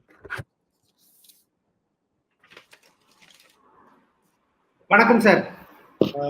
நீங்கள் நிகழ்வில் இணைந்ததில் மிக்க மகிழ்ச்சி. ஒரு மூத்த விஞ்ஞானி, அதிலும் குறிப்பாக பயோடெக்னாலஜி பயோமெடிக்கல் துறையில் களமாடி வருகிற டெபல் என்கிற DRDO ஆய்வகத்தினுடைய மூத்த விஞ்ஞானி. இப்பொழுது DRDOவும் பாரதியார் பல்கலைக்கழகமும் இணைந்து உருவாக்கி இருக்கிற சென்டர் ஆஃப் எக்ஸலன்ஸ் நிறுவனத்தினுடைய கூடுதல் இயக்குனராக பணியாற்றி வருகிறீர்கள். இப்ப நம்ம பார்த்து கொண்டிருக்கிற பயோடெக்னாலஜி அல்லது பயோமெடிக்கல் இன்ஜினியரிங், இந்த படிப்புகளுக்கென்று சிறப்பு அம்சம் இருக்கிறது, தனி சிறப்பும் இருக்கிறது. That is uniqueness and speciality என்ற ஆங்கிலத்தில் சொல்லலாம். இந்த படிப்புகளினுடைய தனி சிறப்பு என்ன, சிறப்பு அம்சம் என்ன என்பதை நீங்கள் பார்வையாளர்களோடு பகிர்ந்து கொள்ளலாம். சார், இந்த 2 துறைகளுமே நமது நாட்டில் மிக வேகமாக வளர்ந்து வரும் ஒரு துறை. அது குறிப்பாக இந்த கோவிட் அப்புறம் பார்த்தீங்கன்னா இந்த துறை என்னங்கிறது வந்து மக்களுக்கு விழிப்புணர்வாயிருக்கு. அதை விட முக்கியம், நம்ம நாட்டில் நம்ம பொருளாதாரத்தை பார்த்தீங்கன்னா நம்ம ஐடியில் நம்பர் 1. நம்மளுடைய பொருளாதாரம் வந்து மேக்சிமம் அதுக்கு வந்து நம்ம அதை அடுத்த துறை பார்த்தீங்கன்னா பார்மசூட்டிக்கல்ஸ். உலகத்தில் இந்தியா வந்து 3வது இடத்துல இருக்கு. Biomedical devices entire world. இதுல பாத்தீங்கன்னா இது பர்டிகுலரா இந்த 2 ஃபீல்டு வந்து தனித்துவம்னு பாத்தீங்கன்னா மருத்துவம், உயிரியல், பொறியியல், இந்த 3 உள்ளடக்கிய சேர்ந்து மருத்துவ சேலஞ்சுகளை வந்து பார்த்தீங்கன்னா சவால்களை சந்தித்து அதுக்கான விடைகளை கொடுப்பது இந்த துறையோட முக்கியத்துவம். அதை விட பார்த்தீங்கன்னா இந்த 2025 நம்ம எதிர்பார்க்கறது வந்து $50 பில்லியன் வந்து இதனுடைய பொருளாதாரம் இருக்கும் இந்தியாவிலன்னு. அடுத்த 5 ஆண்டுகளில் இது வந்து $100 பில்லியன் எட்டுவது. இது என்ன சொல்லுதுன்னா, இதே காலகட்டத்தில் ஒரு 15 விழுக்காடு இந்த தொழிலான வேலைவாய்ப்புகள் அதிகரிக்கிறது முக்கியமான ஒரு செய்தி. இதுல பாத்தீங்கன்னா மெயினா யூனிக்னஸ். இது ஒருத்தர் வந்து ஒர்க் பண்ணணும், ஒரு ஆராய்ச்சி பண்ணி படிக்கணும், ரிசர்ச் பண்ணணும், ஆராய்ச்சி பண்ணணும், ஒரு டிவைஸ் டெவலப் பண்ணணும், ஒரு ப்ராடக்ட் டெவலப் பண்ணணும்னா அவருக்கு பலதரப்பட்ட சப்ஜெக்ட்ல நாலேஜ் இருக்கணும். ஒன்று biomaterials, microbiology, biochemistry, nanobiotechnology, medicine, எல்லாத்துலேயும் கெமிஸ்ட்ரி, பிசிக்ஸ், எல்லாத்துலேயும் மினிமம் நாலேஜ், ஜெனடிக் இன்ஜினியரிங் இதெல்லாம் இருந்தால் தான் ஒருத்தர் வந்து. ஏன்னா biology is very complex system. Biological சிஸ்டமே வந்து வெரி வெரி காம்ப்ளெக்ஸ் சிஸ்டம். அதுக்குள்ள ஒரு டிவைஸோ, ஒரு மெடிக்கல் டிவைஸோ, ஒரு ப்ராடக்ட் டெவலப் பண்ணுறோம்னா it will be more biocompatible and acceptable to the as per the our regulatory system. இதுக்கு முன்னாடி ஒரு முக்கியமான பாயிண்ட் சொல்லிடுறேன். ஏன்னா மாணவர்களுக்கு வந்து முக்கியமான செய்தி, நமது இதனுடைய துறையினுடைய முக்கியத்துவத்தை கருதி கோவிட்-19 அப்புறம் நமது அரசாங்கம் 2023 ஏப்ரல்ல போன வருஷம் பயோமெடிக்கல் டிவைஸ் பாலிசின்னு கொண்டு வந்திருக்காங்க. அதனுடைய கான்செப்ட் பார்த்தீங்கன்னா clear the license the single window system, to attract the foreign direct investment, to create the R&D institutions, to create the tailor-made human resources to the country need, in international collaborations, inter-country collaborations, இந்த மாதிரி எல்லாம் நிறைய கொண்டு வந்திருக்காங்க. இது வந்து ஒரு முக்கியமான செய்தி மாணவர்களுக்கு. என்ன சொல்ல வரேன்னா, இந்த பொருளாதாரம், இந்த கவர்மெண்ட் பாலிசி இதெல்லாம் சேர்ந்து மாணவர்களுக்கு வந்து நிறைய வாய்ப்புகளை உண்டாகும். இன்னொன்று வந்து இது வந்து ஸ்ட்ரைட்டா ஒரு ஹியூமன் ஹெல்த் கேர்ல இருக்கிற சாட்டிஸ்ஃபேக்ஷன் பண்ணி சப்போர்ட் வந்து வேற எதுலையும் இருக்கு. ஒரு டிவைஸ் பண்றீங்க, ஒருத்தர் வந்து அதில் போட்டு நடக்கிறாரு, ஒருத்தர் வந்து ஒரு இம்ப்ளான்ட் வச்சுக்கிறாருன்னா அதனால அவர் வந்து கியூர் ஆகிறாருன்னா அதை விட அந்த சந்தோஷம் வேறு எதுவும் இருக்க முடியாது. இன்னொன்று சொன்னாங்க மேடம் வந்து இப்போ நீட் எழுதி கிடைக்காதவங்களுக்கு வந்து இது ஒரு சாய்ஸ். இன்னொரு ஆட் பண்றேன், நீட் எழுதி டாக்டர் ஆகிறவங்களுக்கு வந்து அவங்க தொழில் முன்னேறணும்னா பயோமெடிக்கல் சயின்ஸ் ரிசர்ச் பண்றவங்க தான் அவங்களுடைய ரிக்யர்மெண்ட் எல்லாமே பண்ண முடியும். ஆராய்ச்சி பண்ணி அவங்களுக்கான ஒரு மெடிசனா இருக்கலாம், ஒரு இம்ப்ளான்டா இருக்கலாம், எல்லாமே வந்து இந்த ஆராய்ச்சி பண்றவங்க தான் அவங்களுக்கு வந்து எடுத்து செல்ல முடியும். இது முக்கியமான ஒரு செய்தி. மிகச்சிறப்பு. நீங்க நிறைய செய்திகளை சொல்லியிருக்கீங்க. அதுல மெடிக்கல் டிவைசஸ் பாலிசி என்கிற மருத்துவ உபகரண கொள்கையை இந்த நம்ம நாட்டில் இருக்கிறது. பிறகு நீங்க சொன்னீங்க இது வந்து பல துறை சார்ந்த அறிவு வேணும்னு சொன்னீங்க. Inter disciplinary knowledge is essential in this field. So பல்துறை சார்ந்த அறிவு இருக்க வேண்டும் என்று சொல்லிட்டு இன்னொரு முக்கியமான விஷயம் நீங்க சொன்னது, கடைசியா சொன்னது, இது நேரடியாக மனித வாழ்க்கையோடு தொடர்புடையது. ஆனால் அதுல கிடைக்கிற வந்து மன நிம்மதி, அதில் கிடைக்கிற சாட்டிஸ்ஃபேக்ஷன் இஸ் சோ ஹை. மிகச்சிறப்பு. இப்ப வந்து நீங்க வந்து நிறைய ஒரு தேர்ந்த ஒரு முதிர்ந்த ஆராய்ச்சியாளர். நீங்க வந்து பயோ மெட்டீரியல்ஸ் துறையில மிக காத்திரமான பங்களிப்பை இந்த தேசத்திற்கு செய்திருக்கிறீர்கள். சர்வதேச அளவில் இதற்காக பல விருதுகளை நீங்கள் வாங்கியிருக்கிறீர்கள். இந்த பயோ மெட்டீரியல்ஸ் என்கிற உயிரி பொருட்கள் துறையில் சமீபத்தில் நீங்கள் செய்த ஒரு ஆராய்ச்சியை மிக சுருக்கமாக மாணவர்களோடு பகிர்ந்து கொள்ளலாம். அவர்களும் இந்த பயோடெக்னாலஜி, பயோமெடிக்கல் இன்ஜினியரிங் துறையில் காலடி பதிக்கிற போது இது போன்ற ஆராய்ச்சிகளை அவர்களும் முன்னெடுப்பதற்கான வாய்ப்பு இருக்கிறது என்பதை இது அவர்களுக்கு விளக்கும். சொல்லலாம். Please.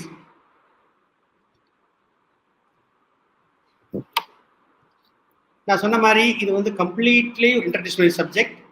இதுல job focus, multi disciplinary, genetic engineering, இதுல அதை விட முக்கியம்னு பாத்தீங்கன்னா இந்த இரண்டு பாடங்களுமே டைரக்டாக ப்ராடக்ட் டெவலப் பண்ணக்கூடிய ஒரு ஸ்டேஜ், டைரக்ட் இண்டஸ்ட்ரியல் கூடிய 2 கோர்ஸ். இதுல என்ன சொல்ல வரேன்னா, இதுல படிக்கக்கூடிய மாணவர்களுக்கு வந்து கல்லூரிகள் அவர் வந்து இந்த இண்டஸ்ட்ரியிலையோ ஆர்என்டி இன்ஸ்டியூட்லயோ அதிகமான அவங்களுடைய டைமை ஸ்பெண்ட் பண்றதுக்கு ஒரு வழி பண்ணி கொடுத்தாங்கன்னா அது ரொம்ப முக்கியமா இருக்கு. ஏன்னு கேட்டீங்க, direct industry as well as product development, technology development. நீங்க பாத்தீங்கன்னா சார், இப்போ உங்களுக்கு தெரியும், நீங்க வந்து இமயமலைக்கு போனப்போ முக்கியமா தேவைப்பட்டது வந்து ஆக்சிஜன். அங்க வந்து நாட் ஓன்லி ஆக்சிஜன் கம்மி, ப்ரெஷர் இல்லாதனால பிரீத் பண்ண முடியாது. அதாவது நீங்க சொன்ன மாதிரி டெபல்ங்கிற ஒரு லேப் வந்து டிஃபென்ஸ் பயோமெடிக்கல் இன்ஜினியரிங் லெபார்டரிங்கிறது வந்து பேசிக்கலி என்ன பண்றாங்கன்னா, இந்த நம்ம ராணுவ வீரர்களுக்கான லைஃப் சப்போர்ட் சிஸ்டம் சொல்லக்கூடிய எல்லா உபகரணம் சொல்றாங்க. ஃபார் எக்ஸாம்பிள், இப்போ வந்து ஒருத்தர் வந்து இப்போ நம்ம ராணுவர்களை வந்து ஒன்று நீங்க சொன்ன மாதிரி இமயமலை, பாலைவனம், நீருக்கடியில, பங்கர்ல, ஜங்கிள்ல, இது இப்படிலாம் அவங்க வந்து வேலை செய்யும் போது அவங்க வந்து எக்ஸ்ட்ரீம் என்வரான்மெண்ட்டுக்கு போறாங்க. ஒன்று வந்து ஆக்சிஜன் இல்லாம, ஹை ஹீட்டு, ஹை ப்ரெஷர், கீழே வாட்டர் கீழே போகும்போது, for example under water breathing system. இப்போ ரெண்டாவது வந்து personal protective face mask, personal protective suit, hot weather clothing suit, high weather clothing suit, high pulmonary edema bag, இந்த மாதிரி நிறைய பண்றாங்க. அந்த மாதிரி பண்ணும்போது அது இப்படி பார்த்தீங்கன்னா, இப்போ வந்து கோவிட்க்கு அப்புறம் எல்லாருக்கும் தெரியும் ஒரு ஃபேஸ் மாஸ்க்ங்கிறது எவ்வளவு முக்கியம். இது நார்மலான ஒரு கோவிட்ங்கிறது வந்து டைப் 3 டைப் 4 பயோடிஃபென்ஸ். நீங்க ரியலா போனீங்கன்னா ரொம்ப டேஞ்சரஸான பயோடிஃபென்ஸ் ஆர்கானிசம்ஸ், டாக்ஸின்ஸ் எல்லாம் உண்டு. அதுக்கு வந்து நாங்கள் என்ன பண்றோம்னா ஒரு மெட்டீரியல் டெவலப் பண்றோம். It's called bacterial cellulose. இது வந்து ஒரு அஸ்டோபாக்டர் ஒரு நுண்ணுயிரி மண்ணில் வாழுது. அது வந்து அதனுடைய சூழ்நிலைகள் வந்து வெப்பம் மற்றதெல்லாம் காத்துக்கிறதுக்காக அது ஒரு லேயர் டெவலப் பண்ணுது. அது நத்திங் பட் பாக்டீரியல் செல்லுலோஸ். அதை எடுத்து நாங்கள் என்ன பண்ணோம்னா, அதை ஒரு ஆராய்ச்சி ஆய்வகத்தில் அது பர்தரா டெவலப் பண்ணி நீங்க ஒரு பெர்மெண்ட் பண்ணினீங்கன்னா ஒரு 14 நாள்ல நீங்க கைக்குட்டை ஒரு கேன்சர் சீப் மாதிரி ஒரு மெட்டீரியல் கிடைக்கும். அதனுடைய பியூட்டி வந்து கம்ப்ளீட்லி கிராஸ் லிங்க்டு. அதை வந்து நீங்க ஒரு ஃபேஸ் மாஸ்க் யூஸ் பண்ணீங்கன்னா 100% நீங்க எந்த ஒரு ஆர்கனைசேஷன் வந்து உள்ள உங்களுடைய சுவாசத்துக்குள்ள போகாது.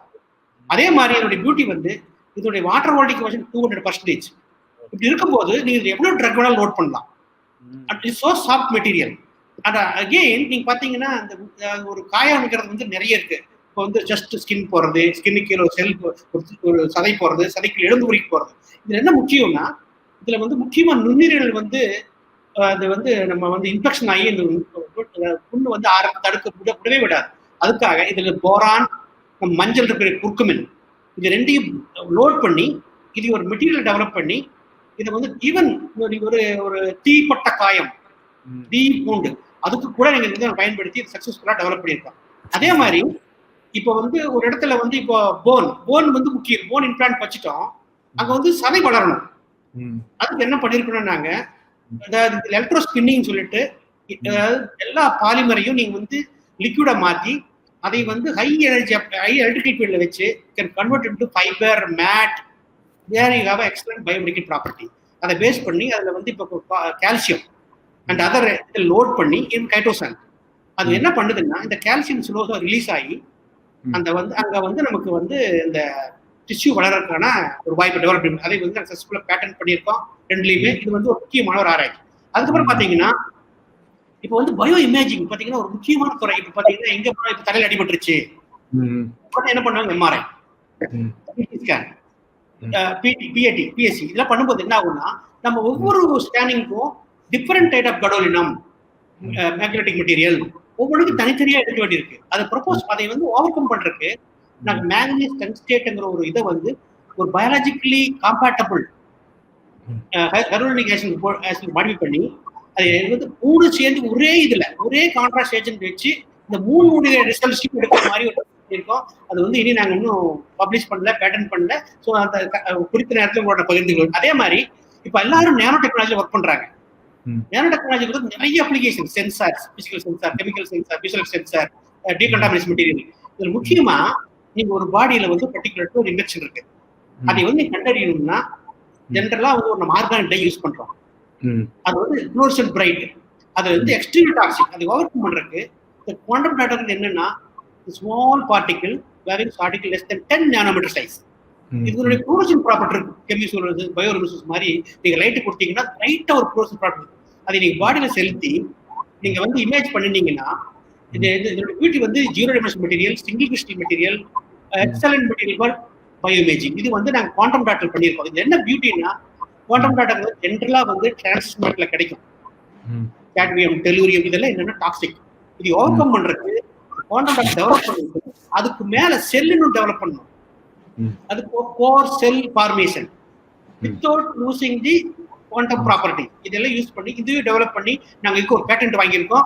இது மட்டும் இல்ல, இந்த குவாண்டம் டாட் யூஸ் பண்ணி பாத்தீங்கன்னா விவசாயிகள் நிறைய ஏமாற்றப்படுறாங்க. எப்படின்னா ஜெனடிக்கலி மாடிஃபைடு சீடா இல்ல ஒரு ஒரிஜினல் சீடான்னு தெரியாது. அது ஒரு ப்ரோட்டீன் இருக்கும், ரைட் டு ஏபி ப்ரோட்டீன் இருக்கும். அது சென்ஸ் பண்றதுக்கு நாங்க இதை டெவலப் பண்ணி பேட்டன்ட் எங்களுக்கு கிராண்ட் ஆயிருக்கு ஜஸ்ட் லாஸ்ட் வீக்ல. ஸோ இதெல்லாம் நாங்க பண்ணியிருக்கோம். அது பாத்தீங்கன்னா இந்த துறையை பாத்தீங்கன்னு வச்சுக்கோங்களேன், இந்த ஸ்பெஷலைசேஷன் பாத்தீங்கன்னா நிறைய இருக்கு. குறிப்பா சொல்ல போகணும்னு நான் டைம் எடுக்காம சொல்றேன். ஒரு பிரேக் எடுத்துட்டு வந்தா கண்டினியூ பண்ணிட்டோமா? இல்ல, இதை முதல்ல சம்மரைஸ் பண்ணிடுவோம். நீங்க நீங்க நீங்க உங்களுடைய ஆராய்ச்சியில 2 தகவல்களை பகிர்ந்துக்கிட்டீங்க. ஒண்ணு வந்து பாக்டீரியல் செல்லுலோஸ் மூலமாக நீங்கள் உருவாக்கிய ஒரு பயோ மெட்டீரியல், ஒரு உயிரி பொருள், அது ஒரு ப்ரொடெக்டிவ் இதுவாக ஒரு தற்காப்பு பொருளாக மனிதர்கள் பயன்படுத்தலாம், ராணுவ வீரர்கள் பயன்படுத்தலாம் என்ற தகவலை சொன்னீங்க. இந்த மாதிரி இயற்கையாக கிடைக்கிற பொருளை வைத்துக்கொண்டு அதற்கு மனிதர்களுடைய நல்வாழ்விற்கு அதை எப்படி பயன்படுத்துவது என்கிற சூட்சுமத்தை தான் மாணவ மாணவிகள் புரிந்து கொண்டு அவர்களுடைய படிப்பில் இதை பயன்படுத்த வேண்டும். பிறகு பயோ இமேஜிங் என்கிற உயிரியல் காட்சிப்படுத்தல் என்று நான் தமிழ்ல சொன்னா, அந்த மாதிரியான பல பல இமேஜிங் தொழில்நுட்பங்களும் இருக்கிறது. இதிலும் மாணவர்கள் களமாடலாம் என்று நீங்கள் செய்த ஆராய்ச்சியை நீங்கள் இவர்களோடு பார்வையாளர்களோடு பகிர்ந்து கொண்டமைக்கு நன்றி. இப்போ உதாரணமா ஒரு சிவில் இன்ஜினியரிங் படிக்கிறாங்கன்னு வச்சுங்க.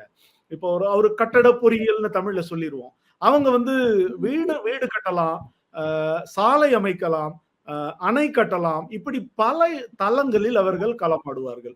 இப்போ பயோடெக்னாலஜி படிக்கிறவங்களோ இல்ல பயோமெடிக்கல் இன்ஜினியரிங் படிக்கிறவங்களோ என்னென்ன துறைகளில் எல்லாம் அவர்கள் தங்களுடைய பங்களிப்பை செய்யலாம்? பாத்தீங்கன்னா இப்ப வந்து ஹியூமன் அனாட்டமி, ஜெனடிக் இன்ஜினியரிங்னா ஒவ்வொரு மனிதனுக்கும் ஒரு மூலக்கூறு உண்டு, டிஎன்ஏ, ஆர்என்ஏ ஸ்ட்ரக்சர். இப்ப வந்து டிசீஸ் எல்லாம் வந்து மாலிகுலர் லெவல்லயே வந்து நம்ம வந்து அதை ஐடென்டிஃபை பண்ணிடுறோம்.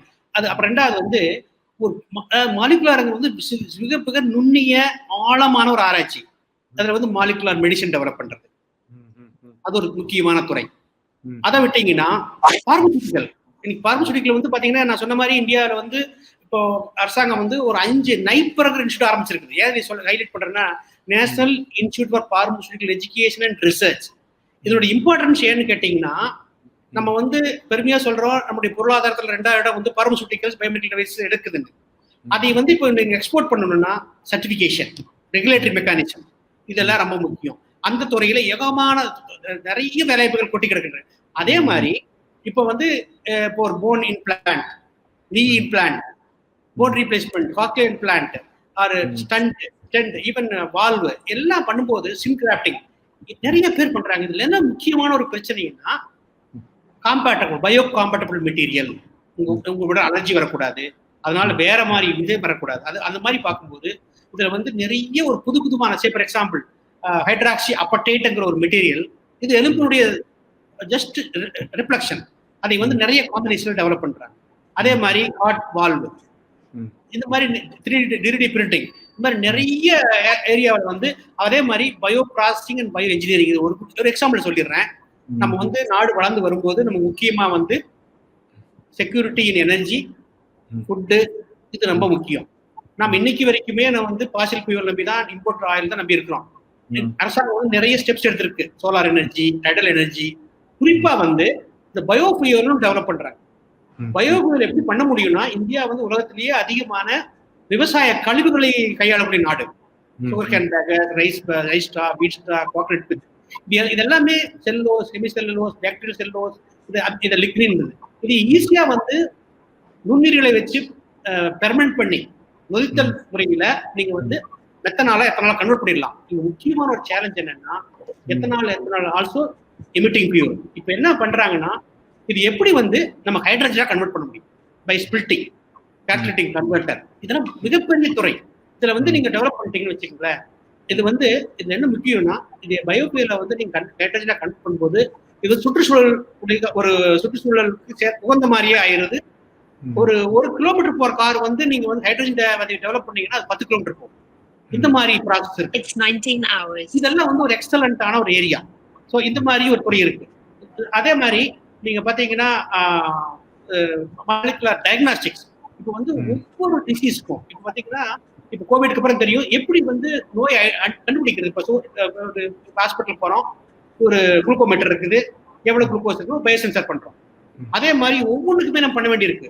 அதே மாதிரி இப்போ வந்து நம்ம அதாவது பாதுகாப்புத்துறை சம்பந்தப்பட்டு பேசணும்னு சொன்னா, இப்போ எதிர்காலத்துல வந்து எப்படி ஒரு சண்டைகள்லாம் வரும்னு எதிர்பார்க்கறாங்கன்னா, நாலேஜ் வார், எக்கனாமிக் வார், சைபர் வார், பயோ வார், நியூக்ளியர் வார், கெமிக்கல் வார், இதெல்லாம் வரும்போது இப்போ பயோ வார்னா அதுல நிறைய டாக்ஸின், நிறைய வைரஸ், நிறைய பாக்டீரியா, ஒவ்வொன்றுக்குமான வேக்சின் டெவலப் பண்ணணும். ஒவ்வொரு ஸ்பெசிபிக் ஆர்கனைசேஷன் அது ஜெனடிக்கல் மாடி பண்ண திருப்பி அதுக்கும் பண்ணணும்.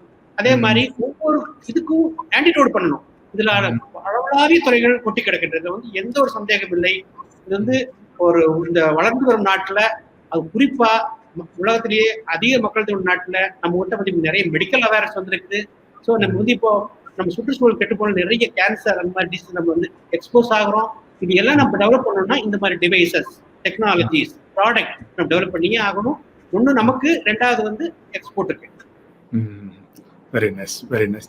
இப்போ இதே மாதிரி இந்த பயோடெக்னாலஜி மற்றும் பயோமெடிக்கல் துறையில என்னென்ன வேலை வாய்ப்பு மாணவர்களுக்கு இருக்கிறது, அது வந்து எந்தெந்த தொழில் துறைகளில் அவர்களுக்கு வாய்ப்பு, எந்தெந்த மாதிரி ரோல்ஸ் அவங்களுக்கு, இப்போ ஒரு தொழில் துறை எடுத்தீங்கன்னா R&Dல இருந்து மெயின்டெனன்ஸ் வரைக்கும் ஒரு ஸ்பெக்ட்ரமே இருக்கு.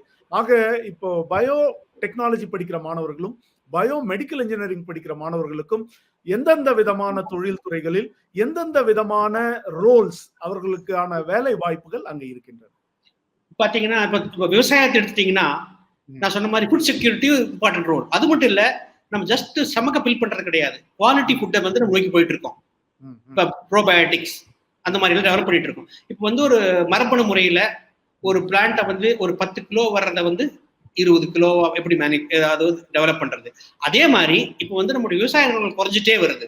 இப்போ அதை வந்து நம்ம காம்பன்சேட் பண்ணணும்னா எப்படி, இப்போ வந்து உப்பு நிலங்கள்ல போய் எப்படி ஒரு சால்ட் ரெசிஸ்டன்ட் பிளான்ட், அதே மாதிரி இப்போ மழையே இல்லை ட்ராட் ரெசிஸ்டன்ட் பிளான்ட், இதெல்லாம் எப்படி டெவலப் பண்றது, இந்த மாதிரி துறை.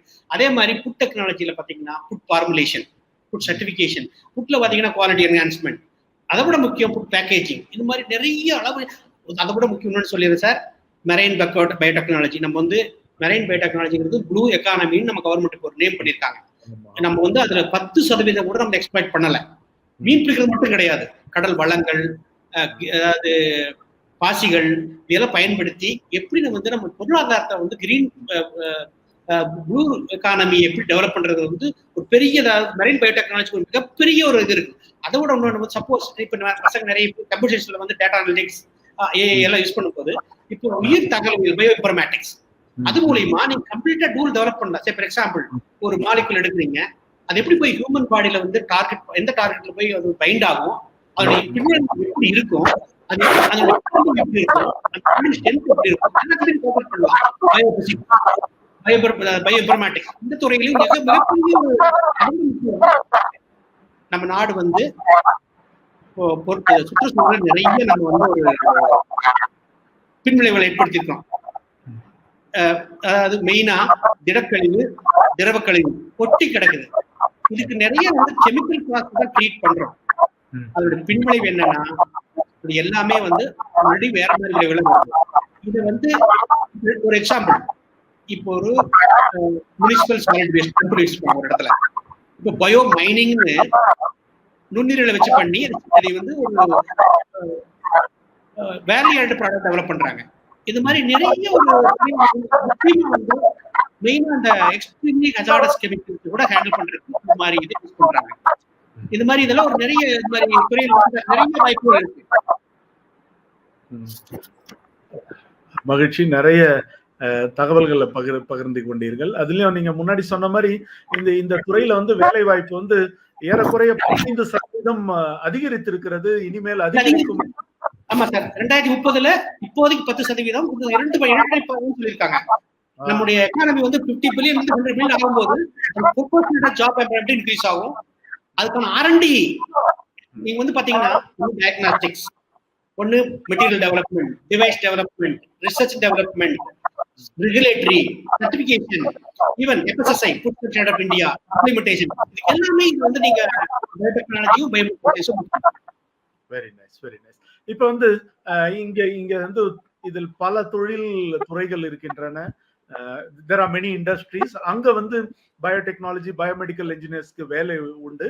இப்போ இதை தாண்டி நான் தனியா தொழில் தொடங்கணும், ஒரு தொழில் முனைவோராக நான் மாறணும், இல்ல எனக்கு புதுமையான சிந்தனை இருக்கிறது, I want to have my own start up என்கிற துளிர் நிறுவனங்களை துவங்குகிற ஒரு இளைஞனாக, யுவதியாக நான் இருக்க வேண்டும் என்று விரும்புகிற மாணவ மாணவிகளுக்கு இந்த ஸ்டார்ட் அப் துவங்குவதற்கு இந்த 2 துறைகளில் என்னென்ன வாய்ப்புகள் இருக்கின்றன? நீங்க பாத்தீங்கன்னா சார், இப்போ நீங்க ஒரு மெடிசின் எடுத்துக்கங்க. இப்போ வந்து டார்கெட் ஸ்பெசிபிக். இப்போ வந்து ஒரு மெடிசின் இன்ஜெக்ட் பண்ணிட்டீங்கன்னா அது போய் இப்போ ஹார்ட்ல தான் ரிலீஸ் ஆகும்னா ஹார்ட்ல ரிலீஸ் ஆகும். அது என்ன சொல்றாங்கன்னா பர்சனலைஸ்ட் மெடிசன். இது வந்து இதுல ஸ்டார்ட் பண்ணிக்கலாம். இதுல பாத்தீங்கன்னா பர்சனலைஸ்ட் மெடிசன் டெவலப் பண்ணலாம். இது அதே மாதிரி டிவைசஸ், மெடிக்கல் டிவைசஸ், ஒரு எக்ஸாம்பிள் பயோசென்சார். இதுல வந்து ஒரு மெட்டீரியல் டெவலப் பண்ணி அதுல வந்து சென்ஸ் பண்ணக்கூடிய டிரான்ஸ்மிஷன் இன்ட்ரோடியூஸ் பண்ணி எவ்ரி மாலிகூல், எவ்ரி டாக்ஸின், இந்த மாதிரியான டெவலப் பண்ணலாம். ஃபுட் ஃபுட் ஃபார்முலேஷன்ல எப்படி வந்து நம்ம வந்து அதை என்ஹான்ஸ் பண்ணலாம். இதுல வந்து அளவு கடந்த அதை விட ஒரு புதுசான மெட்டீரியல். ஏன்னா நான் என்ன சொன்னேன்னா, ஒன்னு பயோ காம்பேட்டபிள், டியூரபிலிட்டி. அதாவது பயாலஜிக்கல் ஃப்ளூயிட் இஸ் என்டையர்லி, அது ஒரு காம்ப்ளெக்ஸ் சிஸ்டம் பயாலஜி. அதுக்குள்ள ஒரு பொருளை போட்டுட்டீங்கன்னா அது வந்து ரொம்ப ஒரு முக்கியமான bio field, entirely different fluid. அதுல வந்து ஒரு வித்ஸ்டாண்ட் ஆகணும்னா அதுக்கான வேற டங்ஸ்டன் இல்லைன்னா செராமிக், இந்த மாதிரி இதுக்கு மாற்று பொருளாக இதுக்கு நான் சொன்ன மாதிரி எப்படி டெவலப், இதுல வந்து நிறைய இருக்கு சார். இதுல ஆக மாணவர்கள் தங்களுடைய ஸ்டார்ட் அப் நிறுவனங்களை துவங்குவதற்கான வாய்ப்புகள் இதுல நிறைய இருக்கு இல்லைங்களா? இருக்கு சார். அப்புறம் ரெண்டாவது பாத்தீங்கன்னா இது கம்ப்ளீட்லி பாத்தீங்கன்னா சொன்ன மாதிரி இண்டஸ்ட்ரியில வேலை, ரிசர்ச்ல, ஈவன் பேட்டன்ட் நீங்க ஒரு ஃபைல் பண்றீங்க. அதுல வந்து இப்போ அதை வந்து நீங்க ஒரு அட்டார்னி வந்து டிஸ்கஸ் பண்றாருன்னா அதை வந்து சயின்டிபிக்கா டிஸ்கஸ் பண்றதுக்கு we need to have people who have experience with biotechnology. அது கவுன்சிலர்ஸ், அட்டார்னிஸ். இதுல வந்து நிறைய பாத்தீங்கன்னா நம்ம வந்து WTOல சைன் ஆனதுக்கு அப்புறம், நம்ம வந்து பேட்டன்ட் ஆக்ட் கொண்டு வந்ததுக்கு அப்புறம் பாத்தீங்கன்னா இப்போ நம்ம DRDO பாத்தீங்கன்னா லாஸ்ட் 3-4 இயர்ஸ்ல நம்பர் 1 பேட்டன்ட் ஃபைல் பண்றோம். இப்போ ரெண்டாவது வந்து இப்போ கல்வி நிறுவனங்கள்ல மாணவர்களுக்கு வந்து ஈவன் இளைஞர்களே பேட்டன்ட்னா என்ன, காப்பிரைட்னா என்ன, அது பேட்டன்ட்ல ப்ராசஸ் பேட்டர்ன் என்ன, ப்ராடக்ட் பேட்டர்ன் என்ன, அது எப்படி ஃபைல் பண்றது, ஒரு எப்படி கிளைம் பண்றது, எப்படி பேட்டன்ட் சர்ச் பண்றது, எப்படி லீகல், இதெல்லாம் பாத்தீங்கன்னா அது மாதிரியான ஜாப். அப்புறம் சயின்டிபிக் ஜேர்னலிசம். இப்போ பாத்தீங்கன்னா இப்பெல்லாம் வந்து நிறைய ப்ரொஃபஷனல் ஆயிடுச்சு. இப்போ நல்லா ரிசர்ச் பண்றேன், எனக்கு பேப்பர்ல தெரியாது. So people are there to have scientific journalism, even editorial job. இப்போ பாத்தீங்கன்னா ஒரு ஜேர்னல் நடத்துறாங்கன்னா simply they will not accept the paper. அதுக்கு ஒரு சில நிறைய மிடில் பீப்புள் இருப்பாங்க, அந்த மாதிரி இருக்கு. அதே மாதிரி உங்களுக்கு பாத்தீங்கன்னா பயோடெக்னாலஜி, பயோ என்டர்பிரினர்ஷிப், இந்த மாதிரி நிறைய துறைகள் இருக்கு சார் இதுல. மிக மகிழ்ச்சி. இப்போ ஆராய்ச்சியில நீங்க சொன்னீங்கன்னா, நீங்க சொன்ன தகவல்கள் வந்து பல துறைகளில், தொழில் துறைகளில் இவர்கள் இறங்கலாம், பிறகு ஆராய்ச்சியை செய்யலாம். அதுக்கப்புறமா வந்து அந்த பேட்டன்ட் அட்டர்னி என்று சொன்னீர்கள், காப்புரிமை தொடர்பான அந்த வழக்கறிஞர்கள், அதான் அந்த துறையில் இறங்கலாம். ஆராய்ச்சி கட்டுரைகளை பதிப்பு செய்கிற அந்த இதழ்களினுடைய ஆசிரியராக அந்த குழுவில் இருக்கலாம். இப்படி பல துறைகளில் பயோ இன்ஃபர்மேட்டிக் என்று சொல்லக்கூடிய உயிரி தகவலியல் உள்ளிட்ட பல துறைகளில் மாணவ மாணவிகளுக்கான வாய்ப்புகள் இருக்கின்றன. இப்போ நீங்க ஒரு ஸ்கிரீன்ல இப்போ ஒரு ஸ்லைட் ஸ்டேட் வைஸ் எப்படி பயோடெக்னாலஜி இண்டஸ்ட்ரி டெவலப் வருது பார்க்க ஒரு சின்ன எக்ஸாம்பிள் சொல்றேன் பாருங்க. டெல்லி, தமிழ்நாடு, இப்போ கர்நாடகா, மகாராஷ்டிரா பாத்தீங்கன்னா ஒரு அளவலாவிய இது மட்டும் இல்ல. முக்கியமான செய்தி வந்து நம்ம பயோமெடிக்கல் டிவைஸ் பாலிசி அரசாங்கம் கொண்டு வந்ததுக்கு அப்புறம் மெயினா வந்து ஃபாரின் டைரக்ட் இன்வெஸ்ட்மெண்ட். இதுல வந்து நிறைய இது அல்டிமேட்லி இது வந்து அதுல வந்து எல்லா துறைகளிலும், துறை சார்ந்ததிலும் வேலை வாய்ப்புல வரப்போகுது.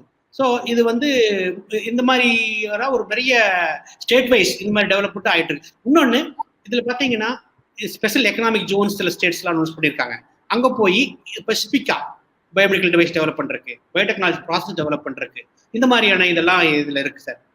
Very nice, very nice. அதுவும் நீங்க இப்போ காட்சியில சொல்ற அந்த தகவல் படி பார்த்தா தேசிய அளவில் தமிழகம் 2வது இடத்தில் இருக்கிறது. ஏறக்குறைய 11% அளவுக்கு இங்க தேசிய அளவில் நாம் ஒப்பிடும்பொழுது பயோடெக்னாலஜி தொடர்பான சார். அதோட முக்கியமான பாயிண்ட் சொல்லிடுறேன் சார். ஒரு முக்கியமான பாயிண்ட் சொல்லிடுறேன்.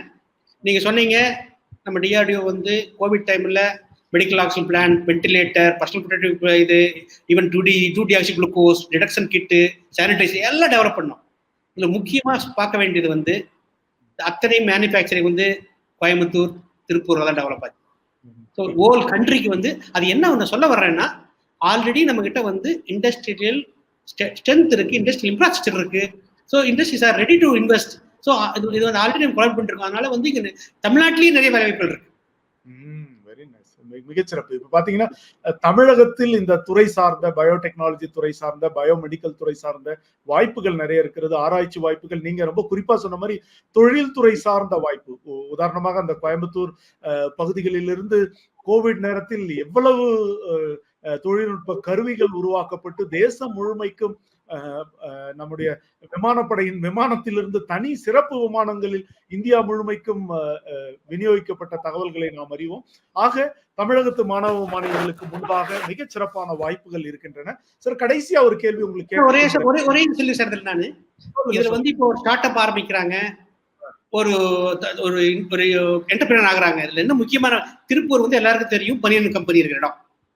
அவங்க வந்து வித்தின் 5 daysல அவங்களுடைய ப்ராசஸ் அப்படியே மாத்தி how to develop protective clothing, personal protective clothing, அந்த மாதிரி ஒரு ஆட்டிடியூடும் நமக்கு இருக்கணும். அந்த இண்டஸ்ட்ரியோடைய இன்வால்வ்மெண்ட் இருக்கணும், தேசத்தை காப்பாற்றுங்கிற எண்ணமும் நம்மகிட்ட இருக்கணும். சிறப்பு, சிறப்பு. ஃபிளெக்சிபிலிட்டி, இந்த பின்னலாடைகள் தலைநகரம் ஆகிய திருப்பூர் இப்படி எப்படி ஒரு ப்ரொடெக்டிவ் கிளாதிங் என்கிற தற்காப்பு ஆடைகளை உடனடியாக தயாரிக்கிற அளவுக்கு தனது தொழில்நுட்ப அந்த அந்த ப்ராசஸஸ் என்கிற அந்த அவைகளை மாற்றிக்கொள்வது என்பது ஒரு சிறப்பான ஒரு தகவல். இதை தாண்டி இப்ப கடைசியா நான் உங்ககிட்ட பேச விரும்புவது என்னன்னா, இப்போ வந்து ஆர்டிபிஷியல் இன்டெலிஜென்ஸ் என்கிற செயற்கை நுண்ணறிவு, அதுக்கப்புறம் மெஷின் லேர்னிங் என்று சொல்லப்படக்கூடிய எந்திர கற்றல், அதனுடைய அடுத்த பாய்ச்சலாக நாம் கருதுகிற டீப் லேர்னிங் என்கிற ஆழக்கற்றல், இப்படிப்பட்ட பல துறைகள் பொதுவெளியில இது ஏதோ ஒரு கம்ப்யூட்டர் சயின்ஸ் துறை சார்ந்த தொழில்நுட்பம் அல்லது ஒரு ஒரு அமைப்பு என்று கருதப்பட்டு வருகிறது. ஆனால் இப்படி artificial intelligence, AI, ML, deep learning எல்லாம் இந்த பயோடெக்னாலஜி பயோமெடிக்கல் துறையிலும் பயன்படுத்தப்பட்டு வருகிறது என்பது எல்லோரும் அறிந்தது. நீங்கள் இதை பற்றி என்ன சொல்ல விரும்புகிறீர்கள்? இப்போ சார், ஏஐ எம்எல் ரெண்டுமே மிக மிக முக்கியமான பங்கு இங்க விளைவிக்க போகுது. ஏன்னு பாத்தீங்கன்னா, நீங்க ஒரு மெக்கானிக்கல் ஒர்க் ஷாப் போறீங்க, ஒரு ஆட்டோமொபைல் ஒர்க் ஷாப் போறீங்க, அந்த ப்ராசஸ், அந்த சிஸ்டம், அந்த உங்களுக்கு கிளீனா உங்களுக்கு தெரியும். ஒரு டிவைஸ் ஆகட்டும், ஒரு சர்க்கியூட் ஆகட்டும், ஒரு எதுனாலும் உங்களுக்கு வந்து, ஆனா இந்த ஹியூமன் பயாலஜிங்கிறது வந்து கம்ப்ளீட்லி காம்ப்ளெக்ஸ் சிஸ்டம். இதுலயுமே ஏஐயுமே எம்எல்ல வந்து மிக அளவலாவிய ஒரு இதை வந்து கொண்டு வர முடியும். அதே மாதிரி இந்த பயோடெக் இண்டஸ்ட்ரீஸ் பாத்தீங்கன்னா, ஏஐ ரெண்டுமே வந்து algorithms to analyse the large data base இருக்கும். சிலதெல்லாம் பாத்தீங்கன்னா ஹியூஜ் டேட்டா பேஸ்.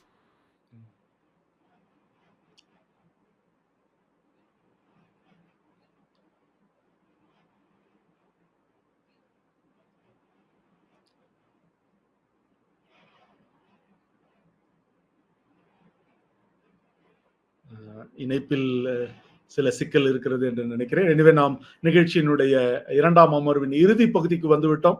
பல தகவல்களை டாக்டர் கதிர்வேல் அவர்கள் நம்மோடு பகிர்ந்து கொண்டார். இந்த துறையினுடைய சிறப்பு அம்சங்கள் என்ன, தனி சிறப்புகள் என்ன, இந்த துறையில் இருக்கக்கூடிய வேலை வாய்ப்புகள் என்ன, இந்த துறையில் அவர் செய்திருக்கிற சில ஆராய்ச்சிகளினுடைய 2 பிரிவுகளை அவர் பேசினார். மாணவ மாணவிகள் இப்படிப்பட்ட ஆராய்ச்சிகளை, இந்த படிப்புகளை படித்த பிறகு அவர்கள் செய்ய முடியும். இதில் தனியாக சுயமாக தொழில் நிறுவனங்கள் என்கிற ஸ்டார்ட் அப் நிறுவனங்களை மாணவ மாணவிகள் உருவாக்கி எதிர்கால இந்தியாவை நாம் பலப்படுத்த முடியும். அவர் சொன்னது போல பல புதிய பயோ இன்ஃபர்மேட்டிக்ஸ் என்கிற உயிரி தகவலியலாகட்டும், ப்ளூ எக்கானமி என்கிற நீல பொருளாதாரம் என்ற பல புதிய தளங்களில் களமாடுவதற்கான வாய்ப்புகள் இதில் இருக்கின்றன. இந்த நிகழ்வில் இது குறித்த 2ஆம் அமர்வில் தகவல்களை பகிர்ந்து கொண்ட டாக்டர் கதிர்வேலு அவர்களுக்கு நாம் நன்றியை தெரிவித்த நிகழ்ச்சியின் கடைசி பகுதியாக பார்வையாளர்களுடைய கேள்விக்கு பதிலளிக்கிற இந்த நிகழ்வுக்குள்ளாக நாம் கடந்து செல்வோம். பார்வையாளர்களுடைய கேள்விகளை நாம் பார்ப்போம். வணக்கம். Hello ma'am, are there opportunities for internship or placements within the biomedical engineering curriculum? What kind of internship will help us to get industry exposure? Please explain. Sir, hospital ட்ரைனிங்கிறது ஒரு கோர்ஸ்லயே ஒரு பார்ட். ஒரு பயோமெடிக்கல் இன்ஜினியரிங்க்கு அண்ணா யூனிவர்சிட்டியை பொறுத்த மட்டும் hospital ட்ரைனிங்கிறது கோர்ஸ்லயே ஒரு semester வந்து அவங்க செய்ய வேண்டிய கட்டாயம் இருக்கு. அதுக்கு வந்து நிறைய ஹாஸ்பிட்டல்ஸ் வந்து பர்மிஷன் கொடுக்குறாங்க. ஸோ இந்த இன்டர்ன்ஷிப்ல அவங்க அந்த ஹாஸ்பிட்டல்லேயே சிலர் அப்சர்வ் பண்ணவும் பண்றாங்க. அவங்களும் அங்கேயே வேலை வாய்ப்பும் அங்கேயே அதே ஹாஸ்பிட்டல்லையும் கிடைக்குது. ஸோ அதை தவிர நம்ம அப்ராட்ல இருக்கிற யூனிவர்சிட்டியில ஸ்டூடெண்ட் எக்ஸ்சேஞ்ச் ப்ரோக்ராம்ல இன்டர்ன்ஷிப் பண்ணுவோம். அது அண்ணா யூனிவர்சிட்டி காலேஜஸ்க்கு ரெஸ்ட்ரிக்ஷன்ஸ் இருக்கும் சார். அந்த 2 months பீரியட் 1 month பீரியட் அவங்க என்ன கொடுக்குறாங்களோ அந்த நேரத்தில் இன்டர்ன்ஷிப் பண்ண வேண்டியிருக்கும். அதை தவிர இதுக்கு பாத்தீங்கன்னாக்க எக்யூப்மெண்ட் மேனுஃபேக்சரிங் கம்பெனிஸ்லயும் இன்டர்ன்ஷிப்ஸ் பண்ணுவோம். ஸோ இது எல்லா இன்டர்ன்ஷிப்லயும் என்ன அட்வான்டேஜ்னாக்க அவங்க அங்கேயே வேலை எடுத்துக்கிறதுக்கான வாய்ப்பு இருக்கு. டாக்டர் கதிர்வேல் அவர்கள் மறுபடியும் இணைந்திருக்கிறார். வரவேற்போம். இப்போது கேள்வி பதில் பகுதி. பார்வையாளர்களுடைய கேள்விகளை பார்த்து அதற்கான பதில்களை நாம் மிக்க நன்றி. அடுத்த கேள்வி. What should be the NTA score or rank in JEE mains? Sir, NTA வந்து நேர்லி ஒரு 8 to 10 NITs வந்து இந்த பயாலஜிக்கல் இன்ஜினியரிங் ப்ரோக்ராம் கொடுக்குறாங்க. அதுக்கு ரேங்க் வந்து 15,000 அந்த ரேஞ்சில் வருதுங்க சார். 15,000 ரேங்க்ஸ் இருந்தா JEE மெயின்ஸ்ல அவங்களுக்கு பயாலஜிக்கல் இன்ஜினியரிங் கோர்சஸ் கிடைக்கிறதுக்கான வாய்ப்பு இருக்கு. அதுவே ஐஐடினாக்க ரேங்க் நியர்லி வித்தின் 25,000 22,000 கிட்ட உங்களுக்கு கிடைக்குது. அது ஆனா அட்வான்ஸ்ட் ரேங்க், மெயின்ஸ் ரேங்க் கிடையாது. Srinivasa Gopal கிட்டிருக்கார். What kind of hands-on experience or lab work can students expect in biomedical engineering courses? இதுக்கு நீங்க பதில் சொல்லலாம் ப்ரொஃபசர். சார், நான் சொல்லட்டுமா? சார், இதுல வந்து பாத்தீங்கன்னா அனலிட்டிக்கல் ஸ்கில்ஸ் ஒன்று இருக்கு. இந்த மாலிகுலர் பயாலஜி, பயோமெடிக்கல் இதெல்லாம் பாத்தீங்கன்னா எக்ஸ்ட்ரீம்லி இன்னும் செல்லுலார் லெவல்ல, மாலிகுலர் லெவல்ல பண்றது. PCR, RT-PCR, plate reader, even cell culture. இது என்னன்னா அவங்க ஸ்கில்ஸ் டெவலப் பண்ணிக்கணும். இதனால மைக்ரோ லெவல் 2வது கிராஸ் கண்டாமினேஷன் வராம ஒரு ஒரு ஒரு மாலிகுல் எடுக்கிறாங்க. அதை வந்து இன்னைக்கு ஒர்க் பண்ண முடியல. அதை வந்து நாளைக்கு வந்து ஒரு லேப்ல வந்து -80 ஸ்டோர் பண்ணணும், -20 ஸ்டோர் பண்ணணும். அது எப்படி ப்ராசஸ்? இது வந்து ஒரு நல்ல ஒரு ஒரு ரியாக்ஷன் ப்ரிப்பேர் பண்றாங்க. அது வந்து பாத்தீங்கன்னா ரொம்ப pH sensitive, temperature sensitive, pressure சென்சிட்டிவ்லாம் இருக்கும். அதை நீங்க கேர்ஃபுல்லா ஹேண்டில் பண்ணணும். இது வந்து ஒரே வழி வந்து அவங்க படிக்கும்போது நேஷனல் லெவல் R&D லேப்ல போய் hands on training high and எக்யூப்மெண்டோட எடுத்துக்கிறது தான் ஒரே வழி. ஓகே, சரிங்க. நீங்களும் பாத்தீங்கன்னாக்க பயோமெடிக்கல் இன்ஜினியரிங்ல அனாட்டமி இருக்கு, பேத்தாலஜி லேப் இருக்கு.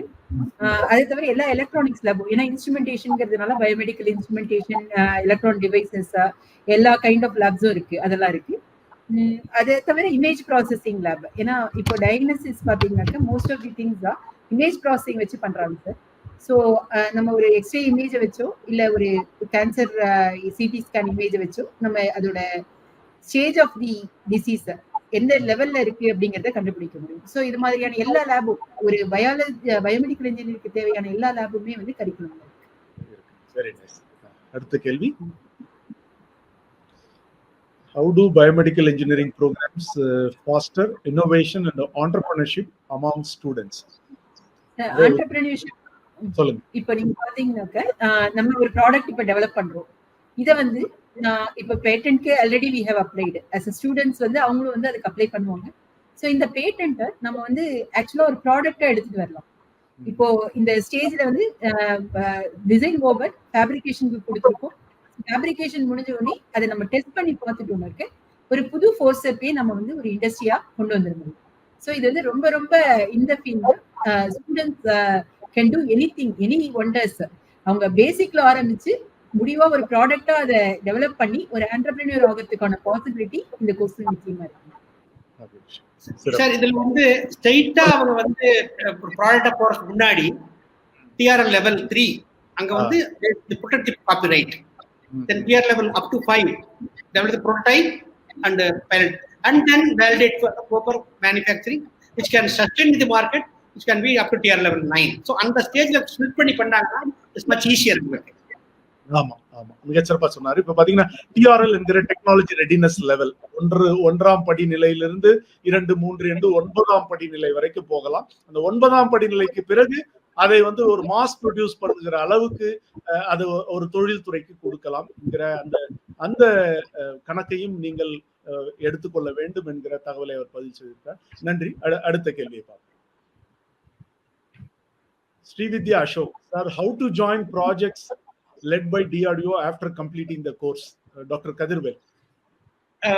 GATE and NET இந்த ரெண்டு தான் ஒரே entry level score, including scientist B ஆகலாம். நீங்க வந்து நாட் ஓன்லி DRDO ப்ராஜெக்ட், நீங்க கேட்ல நல்ல ஸ்கோர் வாங்குறீங்க, ஒரு நேஷனல் லெவல்ல வந்து கேட் எழுதி ஒரு கேட் பேஸ் தான் 1:10 கூப்பிடுறாங்க, நீங்க இன்னும் சயின்டிஸ்டாவே ஸ்ட்ரெயிட்டா வரலாம்.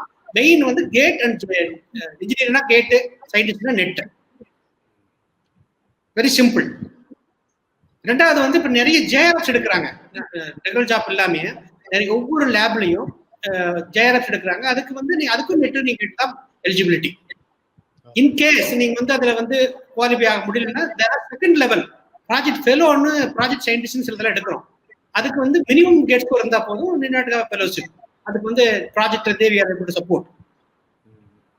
JRF, SRF, ரிசர்ச் அசோசியேட் என்று பல நிலைகளில் ஆராய்ச்சியில் விஞ்ஞானிகளோடு பணிபுரிய வாய்ப்புகள் உண்டு.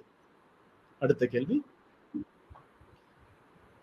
Ma'am, whether higher study opportunity in abroad available for biotechnology? Definitely எல்லாத்துக்குமே ஹையர் ஸ்டடீஸ் வந்து நிச்சயமாவே இருக்கு. எல்லாமே அப்ராட்ல எல்லாத்துக்குமே ஓப்பனிங் இருக்கு. அதுவும் செல்லுலார் பயாலஜி இதெல்லாம் நீங்க படிக்கிறது நிச்சயமா அதுக்கான இதுவே உங்களோட ஸ்கோரும் உங்களோட இதுவும் மட்டும்தான் இம்பார்ட்டன்ட், பேஷனும் தான். நீங்க எந்த லெவல்ல உங்க ப்ராஜெக்ட் வந்து யூஜில இங்க பண்ணிருக்கீங்களோ அந்த லெவலுக்கு உங்களுக்கு வந்து அங்க அட்மிஷன் கிடைக்கிறதுக்கான possibility is more with scholarship also. One more sir, நீங்க வந்து டெவலப் கண்ட்ரில பாத்தீங்கன்னா பயோமெடிக்கல்ல ரொம்ப அட்வான்ஸா இருக்காங்க. சோ நீங்க ஹாஸ்பிடல்ல கூட போய் போஸ்ட் டாக் பண்ணலாம், ஹாஸ்பிடல்ல கூட போய் என்டெக் பண்ணலாம். அந்த அளவுக்கு they have got a system in a place. Very nice, very nice. சிறப்பு. அடுத்த கேள்வி. Hello sir and ma'am, can you share some information about the future of genetic engineering? ஆதவ்னு கேட்டேன். Genetic engineering sir would be in the right position to answer நினைக்கிறேன். அது எங்க போகும்னு பயமா கூட இருக்கு. ஜெனடிக் இன்ஜினியரிங் எப்படின்னா இது ஒரு வேகமா வளர்ந்து வருது. நிறைய யூனிவர்சிட்டில human genetics and molecular biological கோர்ஸ்ல ஆரம்பிக்கிறாங்க. என்ன முக்கியம்னா இப்போ ஒரு இன்பார்ன் டிஃபெக்ட் இருக்கு, ஒருத்தருக்கு ஒரு டிசீஸ் இருக்கு, பேரண்ட்ல இருந்து ஒரு செகண்ட் வருதுன்னா இந்த மாலிகுலர் லெவல் டயக்னோஸ் பண்ணி அது வந்து அது என்னன்னா கம்ப்ளீட்டா செல்லுலார் லெவல்ல மாலிகுலர் லெவல்ல அதுக்கு ஒரு முக்கியமான என்ன தேவைன்னா ரொம்ப ஹை அண்ட் அனலிட்டிக்கல் வேணும், டாலரன்ஸ் வேணும். Genetics is going to be ultimate to completely நீங்க வந்து ஒரு இண்டிவிஜுவல் ஸ்கேன் பண்ணி எடுத்துடலாம். அவருடைய ஜெனோடைபிக் வந்து அவருடைய ஆரிஜின் எல்லாமே அதில் பண்ண முடியும். டிசீஸ் எந்த வயசுல எப்படி டிசீஸ் வரும், ஃபார் எக்ஸாம்பிள் ஒரு பேரண்ட்ஸுக்கு வந்து ஒரு டயபெட்டிக் இருந்ததுன்னா when it going to come அது மாதிரிலாம் நீங்க பில்ட் பண்ண முடியல. Okay okay. ஆக எதிர்காலத்தை இந்த மரபியல் பொறியியல் ஜெனடிக் இன்ஜினியரிங் மேடம் முன்னாடியே சொன்னாங்க, அது ஒரு பயமாகவும் இருக்கு ஒரு பக்கம் பார்க்கும்போது, பட் அது ஒரு வாய்ப்பாகவும் இருக்கு. எங்கெங்க சவால் இருக்கிறதோ அது ஒரு வாய்ப்பாக நாம் எடுத்துக்கொண்டு எப்படி மனித வாழ்வை அடுத்த தளத்திற்கு நாம் கொண்டு செல்லலாம் என்று பார்ப்போம். மிக சிறப்பாக இந்த நிகழ்வு ஒரு முடிவுக்கு வந்திருக்கிறது. கடந்த 70 நிமிடங்களாக பயோடெக்னாலஜி, பயோமெடிக்கல் இன்ஜினியரிங் என்கிற 2 துறைகள், பொதுவெளியில் அதிகம் பேசப்படாத இந்த துறைகளில் இருக்கக்கூடிய வாய்ப்புகள் என்னென்ன, படிப்புகள் என்னென்ன, படிப்பை சொல்லிக் கொடுக்கக்கூடிய கல்லூரிகளுக்கான கட்டணம், வேலை வாய்ப்பு, புதுமையான சிந்தனையுடைய இளைஞர்கள் யுவதிகள் களமாட அவர்களுக்கான துளிர் நிறுவனங்கள், அதற்கான நிதி உதவிகள் என்று பல தளங்களில் நாம் பேசி இருக்கிறோம். கேள்விகளும் மிக ஆழமான கேள்விகளாக நாம் வரப்பெற்றோம். வெளிநாடுகளில் படிக்க முடியுமா, ஜெனடிக் இன்ஜினியரிங் எதிர்காலம் என்ன, அது அதனுடைய அந்த படிக்கும்போது என்னென்ன விதமான லேப் இருக்கிறது என்று பல ஆழமான கேள்விகளையும் நாம் பெற்றோம். இந்த நிகழ்வில் இணைந்திருக்கிற இரண்டு கெஸ்ட் 2 பேருக்கும் நமது நன்றியை தெரிவித்துக் கொள்கிறோம். டாக்டர் பி சௌமியா அவர்களுக்கு நமது சிறப்பு நன்றி. அவரை அனுப்பி வைத்த அவருடைய ஆல்பா பொறியியல் கல்லூரி நிர்வாகத்திற்கு நாம் இந்த தருணத்தில் நன்றி தெரிவித்துக் கொள்கிறோம். டாக்டர் கதிர்வேலு அவர்கள் மிக காத்திரமான பங்களிப்பை செய்த இந்தியாவின் முக்கிய விஞ்ஞானிகளில் ஒருவர்.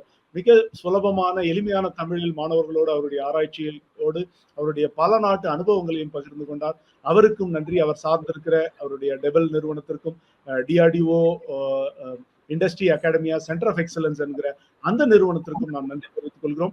இப்பொழுது நீங்கள் உங்களுடைய நன்றி அறிதலையோ அல்லது இறுதி கருத்தையோ பதிவு செய்து கொள்ளலாம். என்னுடைய கருத்து இது ஒன்றுதான் சார். நம்ம பயோமெடிக்கல் இன்ஜினியரிங்கோ இல்ல பயோடெக்னாலஜியோ எதை எடுத்தாலும் ஸ்டூடெண்ட்ஸுக்கு பிரகாசமான எதிர்காலம் இருக்கு. சோ அவங்க எம்பிபிஎஸ் படிக்கணுங்கிற ஆசை மட்டுமே வச்சுட்டு அதுலயே அவங்க நேரோ டவுன் பண்ணிக்க கூடாது. எல்லா ஃபீல்டுமே நல்ல ஃபீல்டு தான். அதை புரிஞ்சுக்கிட்டு அவங்களோட பேஷன் எதுவோ அதை பர்சியூ பண்ணணும். அதுதான். சோ வாய்ப்பளித்த இந்து தமிழ் திசை மேகசின் பேப்பருக்கும் திலீப் பாபு சார் அவர்கள் ரொம்ப நல்லா எடுத்துட்டு போனீங்க சார். ரொம்ப நன்றி. Kathirvelu sir, thank you sir. Thank you.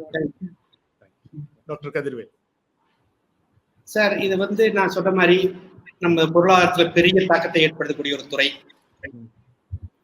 பல பிரிவுகளை கொண்ட ஒரு துறை. நீங்க பயோமெடிக்கல் இன்ஜினியரிங் படிக்கணும்னா இன்ஜினியரிங், கெமிஸ்ட்ரி, பிசிக்ஸ் எல்லாம் கம்ப்ளீட்டா ஒரு கம்ப்ளீட் இன்டர்டிசிப்ளினரி மாலிகுலர் இது பாத்தீங்கன்னா நான் ஆல்ரெடி சொன்ன மாதிரி நம்ம out of India biomedical policy வந்ததுக்கு அப்புறம் regulatory, collaborative, single window clearance system, foreign direct investment, centre of excellences, இதுல அதே மாதிரி பல துறைகள். இது ஃபுட் இண்டஸ்ட்ரியா இருக்கலாம், அக்ரிகல்ச்சரல் ஃபீல்டா இருக்கலாம், ஈவன் என்வரான்மெண்டல் ஃபீல்டா இருக்கலாம், பயோஃபியூலா இருக்கலாம். எல்லா துறைகளிலுமே இவங்களுக்கான குறைகள் நிறைய வாய்ப்புகள் கொண்டு கிடக்கின்றன. குறிப்பா ஆராய்ச்சிக்கான நிதியை பாத்தீங்கன்னா அரசாங்கம் நிறைய இன்க்ரீஸ் பண்ணியிருக்காங்க. ஃபார் எக்ஸாம்பிள் எஸ்சிஆர்பி கீழே பயோமெடிக்கல் டிவைஸ் ஃபண்ட் கொண்டு வந்திருக்காங்க. நம்ம டிஆர்டிஓல இது SPMT, Society for Biomedical Systems and Technologies, எக்ஸ்க்ளூசிவா நம்ம பண்றோம். Not only for defence application, for even civil application we are giving funding. இந்த மாதிரி LSRP ல நிறைய பண்றோம். லைஃப் சயின்ஸ் இந்த மாதிரி வாய்ப்புகளுக்கு அப்புறம் பாத்தீங்கன்னா ICMR, ICAR, DRDO, CSIR இது மாதிரி போயிட்டே இருக்கு. இது மாதிரி நிறைய எல்லா ஆர்கனைசேஷன்லயும் இது மாதிரியான இப்போ லேட்டஸ்டா ICMR, NIPER, ஐஸ்டர்ல எல்லா இடத்துலயுமே ஆராய்ச்சிக்கான வாய்ப்புகள் நிறைய கொட்டி கிடக்கின்றன. இதுல எந்த ஒரு சந்தேகமும் இல்லை. அது மாணவர்கள் எப்படி பயன்படுத்தணும் அவங்களுடைய மனநிலையை பொறுத்து. மகிழ்ச்சி. சிறப்பு. நிகழ்வின் இறுதியாக இறுதி கட்டத்தில் இருக்கிறோம். இப்படிப்பட்ட பயனுள்ள மாணவர்களுக்கு தேவையான நிகழ்வுகளை தொடர்ந்து முன்னெடுக்கிற இந்து தமிழ் திசை நாளிதழுக்கு நமது மூவரின் சார்பில் நன்றியை தெரிவித்துக் கொள்வோம். பிறகு இந்த நிகழ்ச்சியை வழங்கி கொண்டிருக்கிற VIT சென்னை நிறுவனத்திற்கும், உடன் வழங்கி கொண்டிருக்கிற ஈஸ்வரி பொறியியல் கல்லூரி, ஆல்பா பொறியியல் கல்லூரி, சவிதா பொறியியல் கல்லூரி உள்ளிட்ட 3 பொறியியல் கல்லூரிகளுக்கும் நமது நன்றியை தெரிவித்துக் கொள்கிறோம்.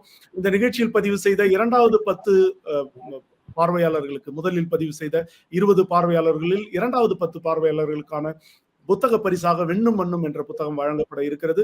இன்னும் சற்று நேரத்தில் அந்த பரிசுக்குரியவர்களுடைய பெயர்கள் திரையில் காட்டப்படும். உங்களுக்கான புத்தகங்களை இந்து தமிழ் திசை நேரடியாக உங்கள் இல்லத்துக்கு அனுப்பி வைக்கும் என்கிற சர்க்கரை தகவலோடு நன்றி தெரிவித்து இன்னும் ஒரு சிறப்பான நிகழ்வில் சந்திக்கும் வரை விடைபெறுகிறோம். நன்றி, வணக்கம். நன்றி.